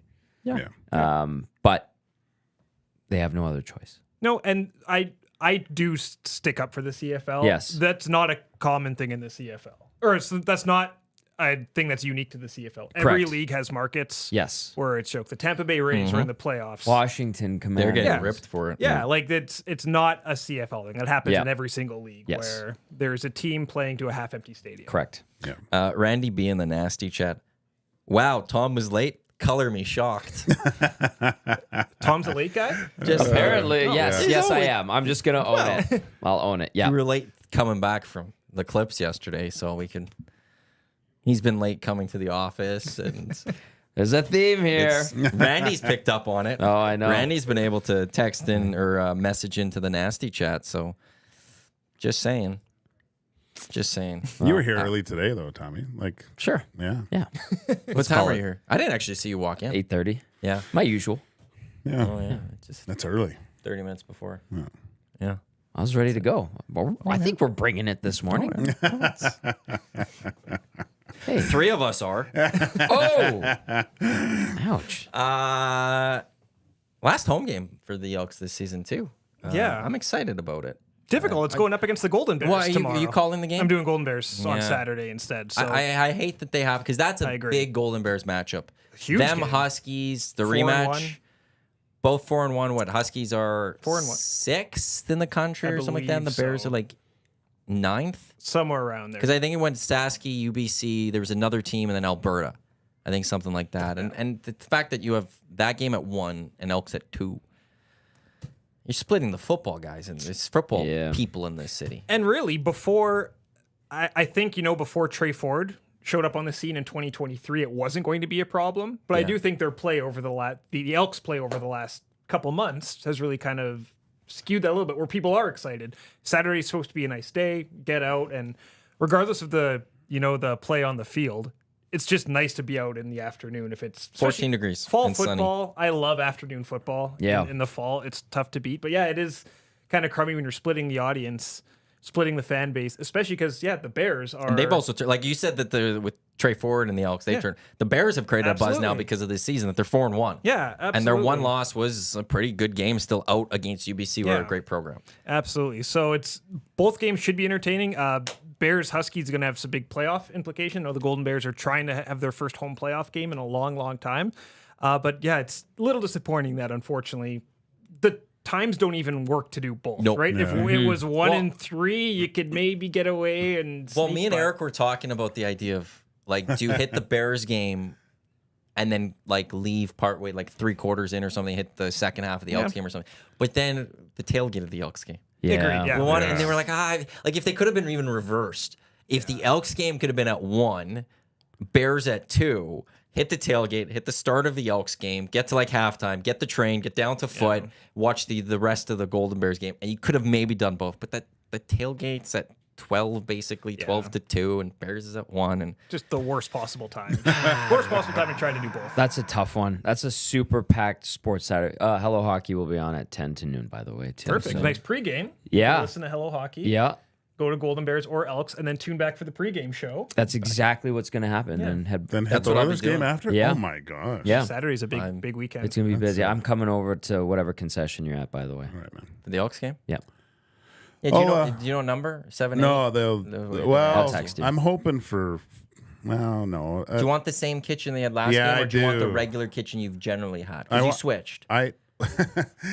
They got this really deluxe oven that I Googled and learned some tricks because they actually have a meat thermometer in there. And I think you I've Googled it. improved. Yeah, I Googled I like how you're doing research on this. well, I wanted to know, okay, I saw the thermometer in there that you can actually hook up to the oven that'll let you know when the dogs have reached a good temperature, right? So Eating condition. they say the dogs need to be cooked for 15 minutes, right? Which basically gets them to the 72 degrees which they want them to be. Celsius, don't worry Yes. about it. But I set them to 74 and just to make sure everything's cooked properly. And it takes less time. So actually, I've made my kitchen more efficient. I can't believe I'm talking about this. How does it take less time to cook long, or like to cook it higher? They just have it. I mean, it depends where the dogs come from too. If they're in the freezer, it does take them a little bit more time, and that's that 15 minutes. I kind of looked at it. But if they're in the fridge, because they move a lot of stuff into the fridge, so they're ready to go on the first cook, that they take a lot less time. So I'm trying to make everything a little bit more smooth. Than It's like you're going analytics here, like moneyballing the concession. Yeah. How meta is what Joaquin Gage just said? If I used meta wrong, please let me know. You have a former pro athlete on a sports show, on a sports station, discussing how you get your concession food at a sporting event at a venue. Like, it's just like so many layers to that That's statement you just made. I can't believe I do all that. But anything for the fam, I guess. Of course. And the that's- fans. Yeah. The hero of Commonwealth. People need their food. I will Well, refer to you as chef on Saturday. I mean, Eric has been quite happy with and I actually delivered a box of burgers to Dust. I can't go, like, I walk over there and there was a security guard and, hey, how you doing? And he was kind of like, what do you want? And I go, can you give these to Dustin? And I think I even wrote Dustin Nielsen on the box. Just give these to Dusty for the crew. He goes, who? And I go, people will know he's in there. Don't worry about it. And then so afterwards, Who? Yeah. Who's the security? Yeah. How does he Pardon not know me? who Dusty is? So it was funny because after when I was leaving, I go, hey, did you take one of those for yourself? He goes, and he smiled. He goes, no, okay, next time I got you. And he's like, all right. So if he's back there and if he's listening, I'll get you a bacon double cheese. Well, if he's listening, you better learn who Dustin Nilsson is by now. Absolutely. Yeah. Like, you can't be listening to Edmonton Sports Talk and not know who Dusty is. These are the only 2 hours that Dusty's not on the air. I think I packed a bunch in there, and Dusty actually said the camera crew was quite appreciative of my burger. So They work hard. Yeah. Like, they're there. They're crew? putting Like, I got to do those couple of games last year on the CFL and TSN, and that crew is they set everything up, and they work long hours. They do the broadcast, and they pack it all up. So they probably love those burgers. yeah, for sure. Free food. If you're working in the media industry and you're not on camera, you will always take free food. Yeah, Trust exactly. me. That is a rule. Exactly. Yeah. You gave me a couple of burgers. Yeah, I gave few you a couple games burgers, ago. yeah. They just hit the spot because the media pizza didn't show up. Yeesh. Oh It no. didn't show up in time. I wasn't even in the media room. I just went to go get the pizza. I walked in and everyone's waiting in line. The pizza hadn't been delivered. I was like, ah, crap. How great So I is it? walked away because I didn't want to just stand Yeah. around because Yeah. I would have been questioned, what are you doing here? You haven't been here the whole half. So I left. And then when you text me like, hey, I can get you guys some stuff, I was like, perfect.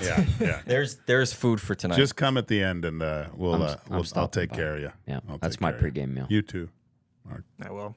I'll try to swing by. Yeah. Post Golden Bears. It's fun. The funniest time, I think I mentioned this, but there was talk. Okay, the food people are coming in. They want to make sure everything's sanitary and stuff like that, and and so okay. But so Dusty walks in, a big presence in the suit with all the credentials and stuff, and there was like, the food guys are here. The food guys are here, and they're like, "Where is Joaquin?" And they, "Oh my God, Joaquin!" And it was, "Hey!" And I'm hugging, and they're going, "God, does Joaquin know the food guy?" Yes. But Glowing that reviews. was pretty funny. I think there was a couple of chef references there and stuff, but Perfect. it was good. It was really good. Gager right now is wearing the hat of Edmonton Sports Stock. We will have the store of Edmonton Sports Stock coming up very soon. Dustin and Eric have been promoting on Monday. We've got a bit of an announcement, a little bit of it's kind of exclusive to a degree. That's a nasty tease. That's coming on Monday. Well played, Tom. That kind of ties into what we're doing with the Hive product marketing. But then we will have a store at EdmontonSportsTalk.com, thanks to the official merch partner of Edmonton Sports Talk, and that is the Hive Product Marketing, promotional products that bring the buzz. Check them out at thehiveproductmarketing.com. Ask for Chelsea. She'll take care of you. I have a chat with her later today to really finalize this store. So stay tuned, because I know people are asking about the merch. That is coming very, very soon. And like I said, a big, little bit of an announcement that we've got on Monday. YouTube Trev's even built a little video for it. Holy cow. Little video that we could post. Nice. It's crazy what these kids can do with videos these days. I've and heard. how quick they could do these videos. Yeah. a long way. That young man has been a valuable asset. Like, I always thought I was good with technology and I could do things and like Adobe Audition, cutting up audio. We could cut that up, no problem. That's simple. But watching him like do these videos, I'm like, hey, Trev, how long did that take you? Oh, like 20 minutes. Oh, okay, cool. Thanks. Never say that, Trev. 2 hours. Always pad it. Because now that's what they expect, right? Yeah. Now they We'll expect everything. more. Yeah. Always pad yourself a half You can an make hour. 5 videos in an hour. Yeah. Exactly. But yeah, what they could do with videos these days, it's. I wish I Incredible. learned that a little bit at Nate. Mm-hmm. I think they're starting to, though. Oh, are they? RT, I think they're Yeah. forcing the radio kids to learn a little more of that stuff for social media and things It's like all that. this. It's all one big kind of thing now. Yeah. Well, YouTube Trev's like, hey, when you're at practice or the team morning skate, whatever, can you like take videos of neat stuff you see? I was like, yeah. He's like, are you allowed? I'm like, yeah, I can do whatever the hell I want. He goes, can you send those to me? And then wait, I saw Connor and Leon passing with Bouchard for one-timers. And I'm like, did you use that? I haven't checked TikTok. He's like, yeah, bro, it's got like 11,000 views. I was like, Oh my what? gosh. Like, I've recorded them for like 30 seconds just passing to each other. I'm like, oh, that's neat. And that's it. That's all. And then he puts like a little graphic on it, question. People start commenting. I just got an email from the Oilers. They're doing something different this year. It's an alumni kind of meet and greet with the actual players, which I was like shocked. So I'm just kind of scared. I don't know if I want to even go. But How? You scared that you're gonna have to sign so many autographs? No, oh God, He's no. like this. The lineup that they have, they're expecting Westhead. They're gonna be doing that for you. Yeah, no, I just look at it as, gosh, I'm sure they don't want to do this, and I'm gonna be in there and saying, "Hey, how you doing, Stu?" I don't know. I'll probably go anyway, just because I'm curious. But yeah, it's a nice gesture to kind of bridge the old and new guys Yeah. that they haven't done a lot of, and it's harder to get access to the players, and I realize that. So really cool what the Oilers did this way. I mean, it's a total informal thing and stuff, but it would be nice to kind of meet some of these guys away from a microphone and Yeah. For sure, yeah. right? And I was talking to Stuart Skinner last week about his new mask, and we were talking about your mask, the one that we Yeah. have here in our studios, and he knew.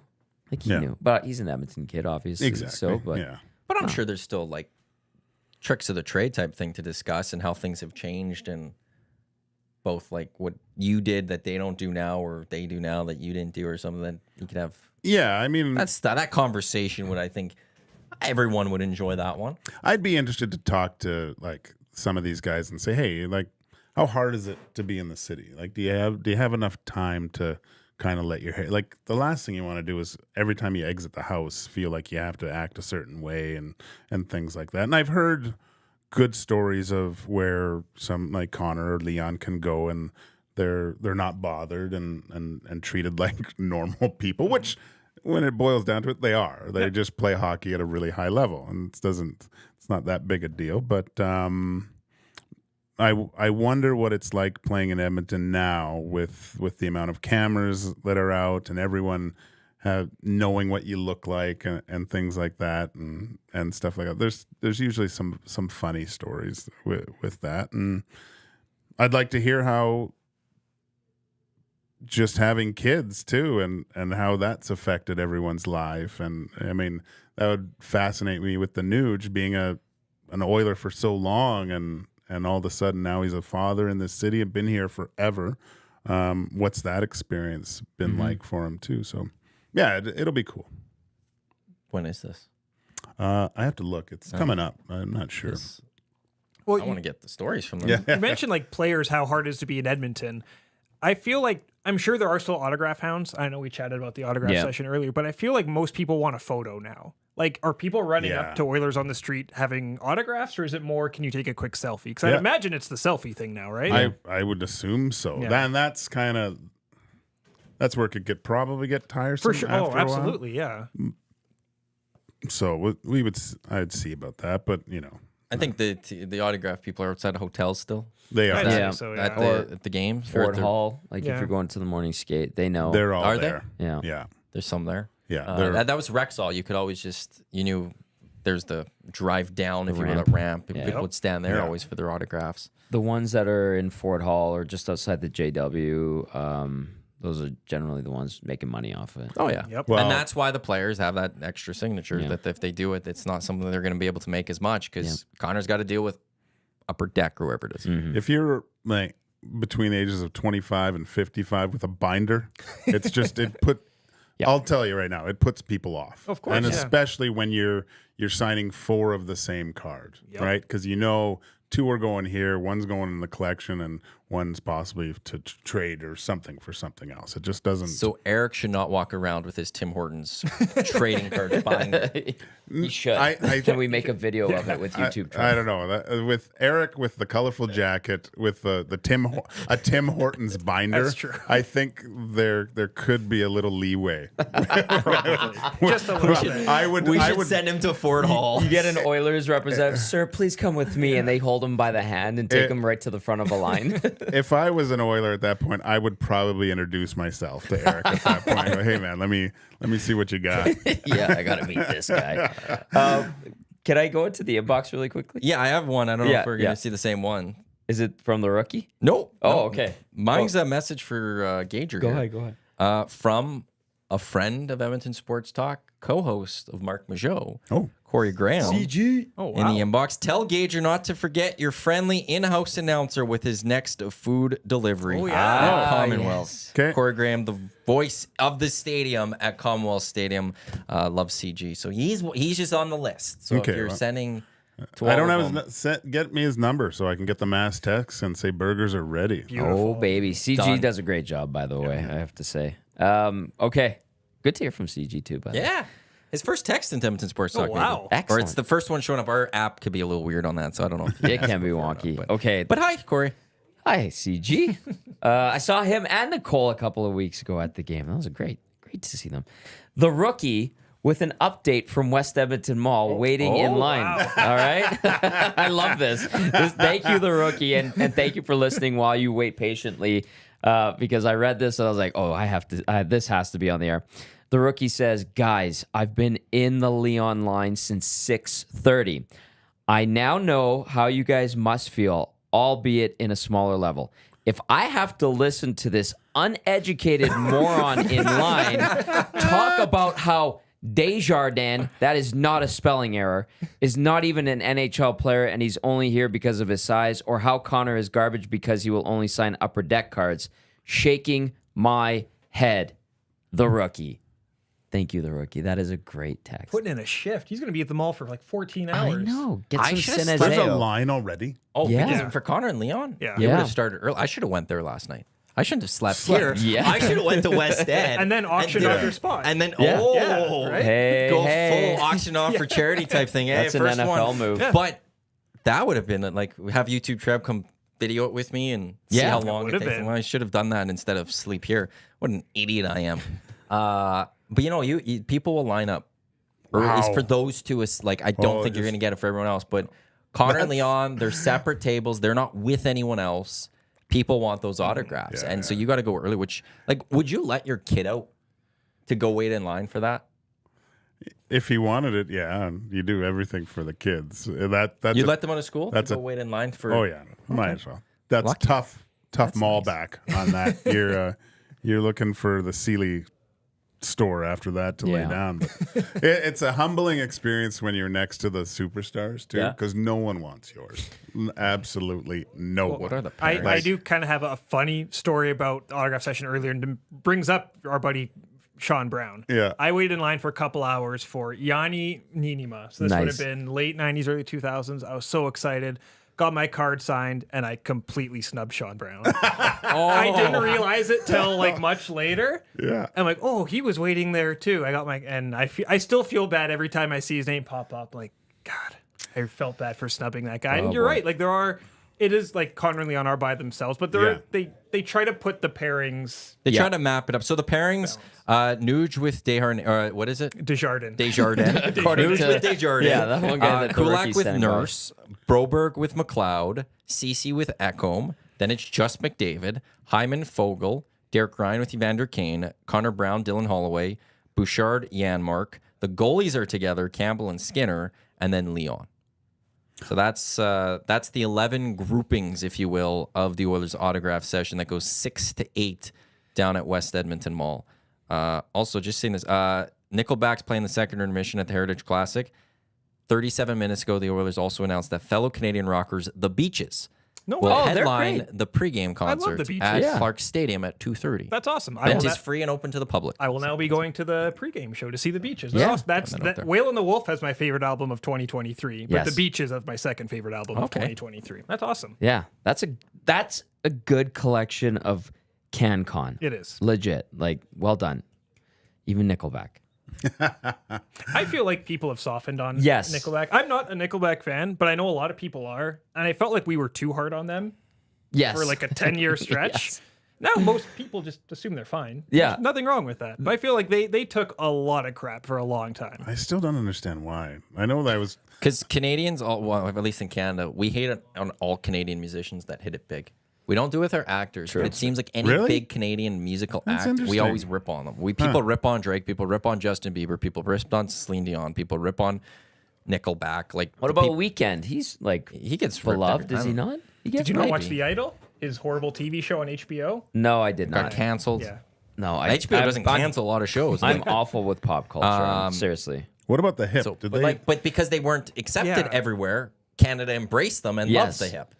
Yeah. That's so like when it comes to musical acts, we hate when they get too big. when I was like playing on every team possible, I was on the East Coast of, forget where I was, but I was playing with a guy and he was saying, I went into a bar and it was a live music bar. I think it was in South Carolina or something.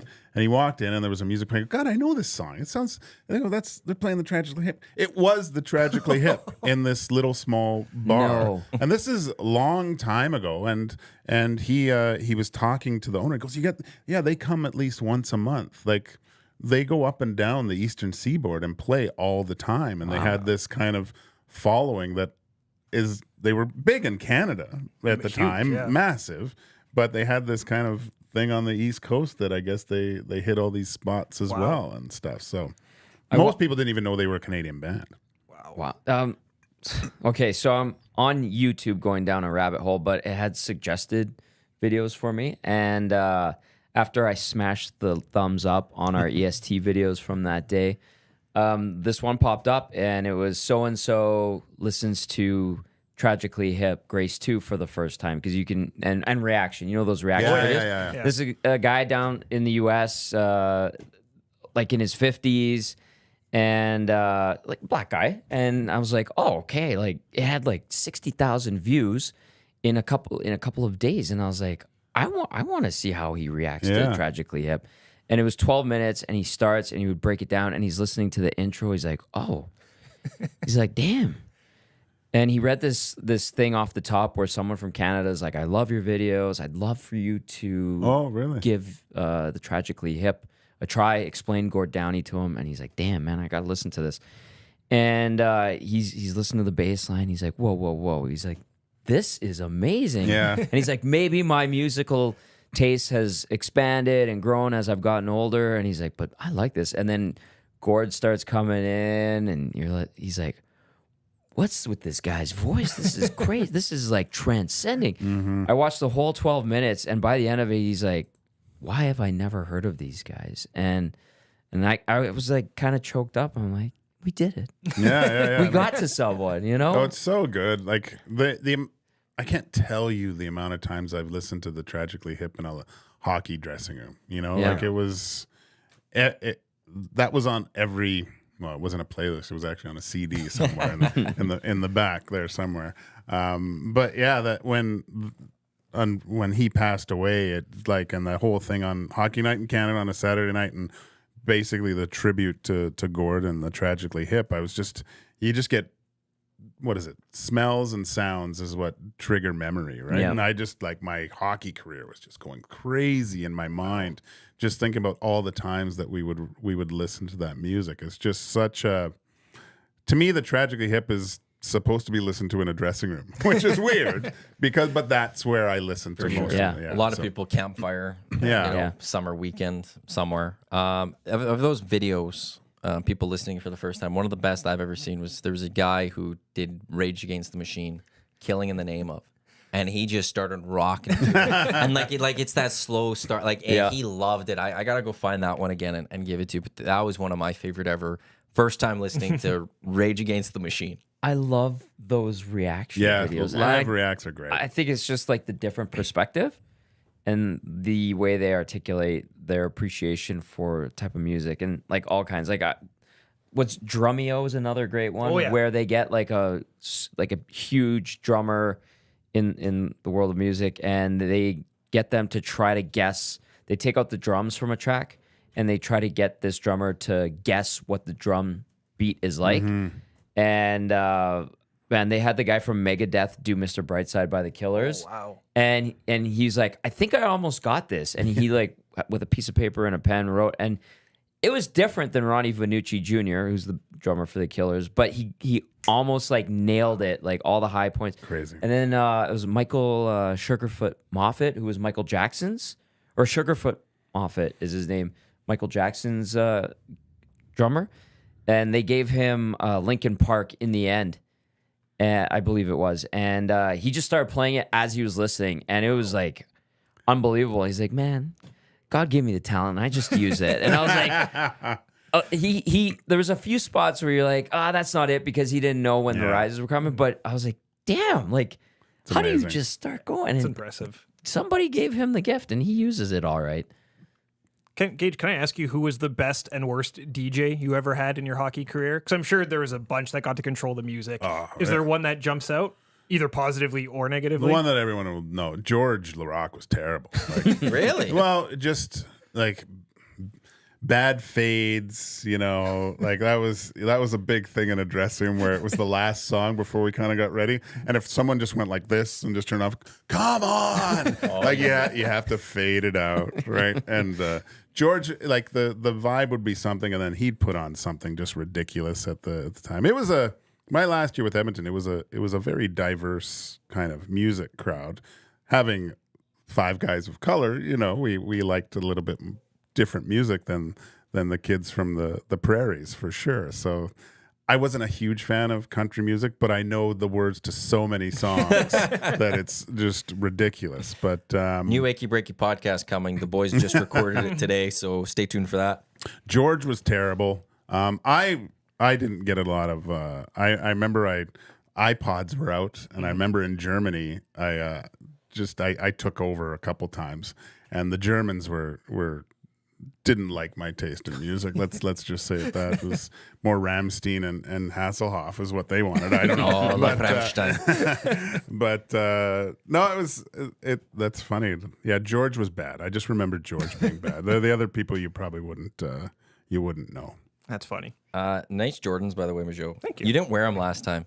Those are Jordans, great. I don't believe. I wore. Fresh too. Thank you. I wore a pair of Dunks last time. That okay. So thank you for noticing. No, I appreciate it. I've become a guy that notices shoes. It's kind of a big world, and it's an amazing world. And so It is. the amount of actually. conversations I've had started because I've noticed someone's shoes or vice versa, it's been a lot. Yeah, those are a sharp one. What's the big stuff for TV wise for MCTV podcast? Because I'm not in the loop on this. You were talking about something earlier. Yeah. I don't know what's the big thing. Well, now that the writer's strike is over, stuff Yeah. is starting to come back. So there are some shows on Disney Plus right now. Ahsoka just finished. That was a Star Wars show. There's currently Loki season 2, which is a Marvel show. Is that what you were talking about yesterday? No. Okay, it wasn't that then. Those are kind of the two ones that we're super focused on. And there's going to be some big movies coming out. Again, now that the strike is over, we can finally get back to talking about things. How can they put out new stuff though? Well, there's I know there's a Marvel movie coming out in November. Killers of the Flower Moon. That's December. No, that's yeah. soon. Did That's they really not? soon. looks Did they good. not put it out because they couldn't promote it? I believe Yeah. that was one of it. Yeah. Because Dune, when you need someone with a Dune expert, I'm your guy. I will keep that in mind. They moved it to November because I think Timothy Chalamet is kind of like Taylor Swift with his amount of Instagram followers. He's a so big deal. it doesn't make sense to launch the movie without him being able to promote it Yeah. on his okay. social media. Yeah, you want Timothy Chalamet to go on Jimmy Fallon Yeah. or all those kind of shows to help promote it. So a lot of the big stuff did kind of get pushed to the new year. Yeah. I think even the Emmy Awards got pushed to the new year, which is kind January. of surprising. January, yeah. So that's Is it kind usually of like? it's usually September. Oh, is it? Yeah, Oh, I the didn't know Emmys that. are usually right around football Succession. season. Dominating the nominations, Yes. as did Last of Us, as did White Last of Us. Lotus and House of the Dragon. Like HBO is going to clean up, Yeah. and I feel bad for all of the actors and actresses that aren't part of Succession because there was some great television last year, Yes. but Succession is going to dominate Yeah. that night. Like I've said, Better Call Saul is one of my favorite shows of the last decade. It's never won a single Emmy award, and I think the work like Bob Odenkirk did was phenomenal last season. But there's no chance he's winning. Like there's no chance. It's going to a member of the Roy family. That's Every- sad. Yeah, Who wins Best Actor? Because Kendall, Roman, and Logan, they're all nominated. Yeah. And that's the characters' names. Logan, I think I don't you want to can- say you anything. can- it's been I'm long like, enough. Well, I'll leave that one. Okay. We know why. Like, there's reasons why he probably shouldn't. Mm-hmm. Kendall or Roman? Jeremy Strong or Kieran Culkin. Kieran Culkin? I think the main character of that show is Kendall. So Jeremy Strong. He was the first person you saw at the series opener, Mm-hmm. the series premiere, whatever, and he was the last person you saw. So he absolutely was the main And character. I think his arc had the biggest ebbs and flows over the 4 seasons. I'm bummed that show ended. I could have gone a couple more seasons, but I'm glad it ended at a good spot. It ended at an endable time. Did you ever see Billions? I haven't. That's on my list. So Billions, first couple seasons, because it came up before Succession, I think. Well, I watched it before Succession for sure. It was great. Like, I would put it up almost against Succession. Showtime and HBO are very different networks. Pepsi and Coke. And the last few seasons No? are rough. In Oh, Billions. Are no. you into Billions? I watched the first 2 seasons, I think. so- Get to like season 4. yeah. And this is maybe why Succession didn't want to keep going because you don't want to become Jump the shark, man. staying around. But Billions, like this season, I don't know, there's 3 episodes left and I just want them done. Like, I just want to finish this. I want to see how they are going to end it. But at the same time, like, I've put in so much time in this show. I probably shouldn't keep watching it, but I'm just finishing it, and it's just I want it over. Yeah. I want to binge this one right now. I just want this Friday, put out all 3 so I can watch all 3 and be done with it. But Succession, start to finish, chef's kiss. Wouldn't it be great if they went like one more season and then Kendall tried to buy the Jets and just like ran them into like tried to do something really Kendall Roy like and just we're gonna reevaluate power. Oh yeah, this is our guy. And can you just imagine Kendall talking about Zach Wilson's our guy. We're gonna give him the tools we need. Like that's what season 5 would Take have over been. the press I conference. might have to watch this show. I want to ask Mark one thing, if that's okay. I don't want to derail, but this is along those lines. As a fringe Star Wars nerd myself, how do you feel about characters from the original films and even the prequels and sequels re-emerging in like Ahsoka and the Mandalorian? So we were seeing like Luke Skywalker and more of his story. We're seeing Hayden Christensen pop up again. It was nice to see Ewan McGregor in Kenobi. How do you feel about how they're handling that and like bringing these characters back? Is it good, bad? Because I think it's neat to see them. Yeah. But I don't know how true Star Wars fans feel about all of this and how it's evolving. I enjoy it. It was great to see, especially speaking of like a character like Kenobi, when we had Ewan McGregor come back, it was more like those movies weren't your fault. Come on back and we'll give you something a little different to kind of end with. That's cool. Now with like a character like Luke, I'm not interested in watching a fully de-aged Mark Hamill for 8 episodes like that. So I think they've done a good job balancing that line. Because really one step too far and it's hard to get it back. Good point. So I know some people like really hate all that stuff, but it's supposed to be fun, man. Like, don't you want to see characters like, spoiler from 2 years ago, when Luke came back on The Mandalorian, that was one of the greatest moments in like pop culture history in the last 5 to 6 years. That was really cool. Now I didn't need to see that week in, week out. I think they've done a good job balancing that. But it's hard. I get it. Because you're trying to please old school fans, new fans, and also create new fans. Yeah. At the very beginning. I'm not gonna lie, I haven't dived into those series, but I've watched, like, I'll go on YouTube again and I'll see those clips, like the fight between Obi-Wan and Vader. Unreal. I was just like, oh, snap. Yeah. That's how he got the scar. And that's how, you know, when you hear James Earl Jones's voice blended with Hayden Christensen's, and he's like, I killed Anakin, blah, blah, blah. And he There's goes, okay, one Darth. Series that I hope they do that could be put into 3 years, but it's the Rule of Two. And it's a book series that's one of the greatest stories, and it's the basically the realization of the Sith going back to their old teachings and just having 2 Sith, one to have the power and the other one to crave it. It's it's Darth Bane series that I burnt through all 3 books. Mark, if you read, you'll love these books because he's the leader of the Sith, but he's a bad guy, but he's kind of in the good guy role. The anti-hero the anti-hero kind of. Fair. Unreal book series. If they can adapt that to Disney Plus, man, that could be one of the best Star Wars stories you'd ever watch. Well, we have plans on MCTV for everyone. Not Star Wars related. I know you're a Ghostbusters fan, correct? Huge. I believe it's his 40th anniversary next year, Yes. 2024. Yes. So we have plans for you. Now that you gave us Dune plans and also Star Wars plans for you. And you, have you ever seen Star Wars? No. I tried watching it and I shut it off. So I know. me and Corey do have an I've idea. told you this before, Dusty. Corey and I do have an idea of watching a Star Wars with you. That would be great. And kind of I guiding you mentioned through. this to you, Dusty. We're also saving Dusty for my co-host Corey Graham does not like the Fast and Furious movies, whereas Dustin and I love the Fast and Furious movies. I've only watched the first 2. So I've made Corey would do watch this. I'll the watch first 9. Oh my God. And he hated all of them. And we're gonna try to get Dusty in a room to watch the 10th one with him because Corey his head's gonna explode when he sees some of the stuff in Fast 10. Amazing.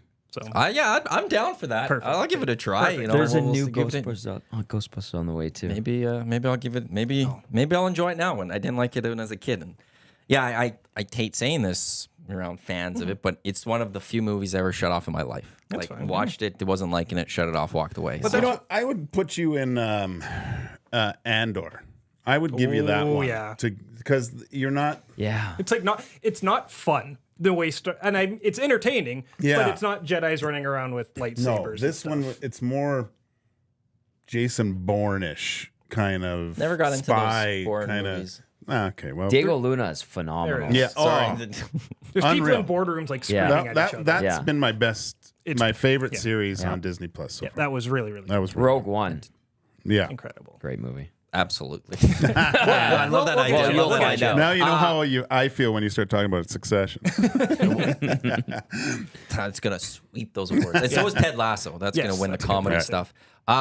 When's the next? Tonight or tomorrow? We're recording hopefully tonight, and then we'll be up sometime tonight. So we do a news dump every Monday, recapping all the news and notes from pop culture every Monday, and then in the middle of the week we go back in time and chat about a movie from 10 or 15 years ago. So that's where we'll get some Excellent. Ghostbusters talk, some Dune talk, some Star Wars talk. MCTV, Marc Majeau, Corey Graham. You can also catch it live right here on EdmontonSportsTalk.com Fridays at 7.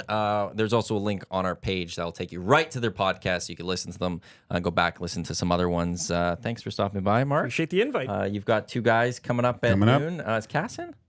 Or is he on? I don't know. I gotta have a talk with him. He was very fired up. He was last very night. fired up. Yeah. He was sending a text, like a bunch of texts. He's not even in the country, and he's sending texts all angry about the Oilers. I told him to travel safe. He sent screenshots of defensive structure last night.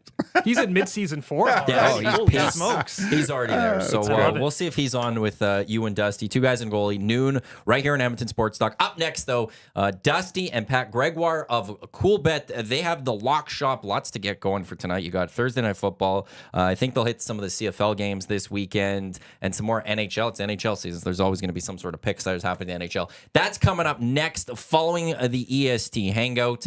Thanks for tuning in. On behalf of Tom Gazzola, Marc Majeau, Joaquin Gage, I'm Matt Iwanyk. Keep it locked here at EdmontonSportsTalk.com or our YouTube channel. If you're on YouTube, we will transition you over to the lock shop in mere minutes. Thanks for tuning in. Enjoy the rest of your Thursday.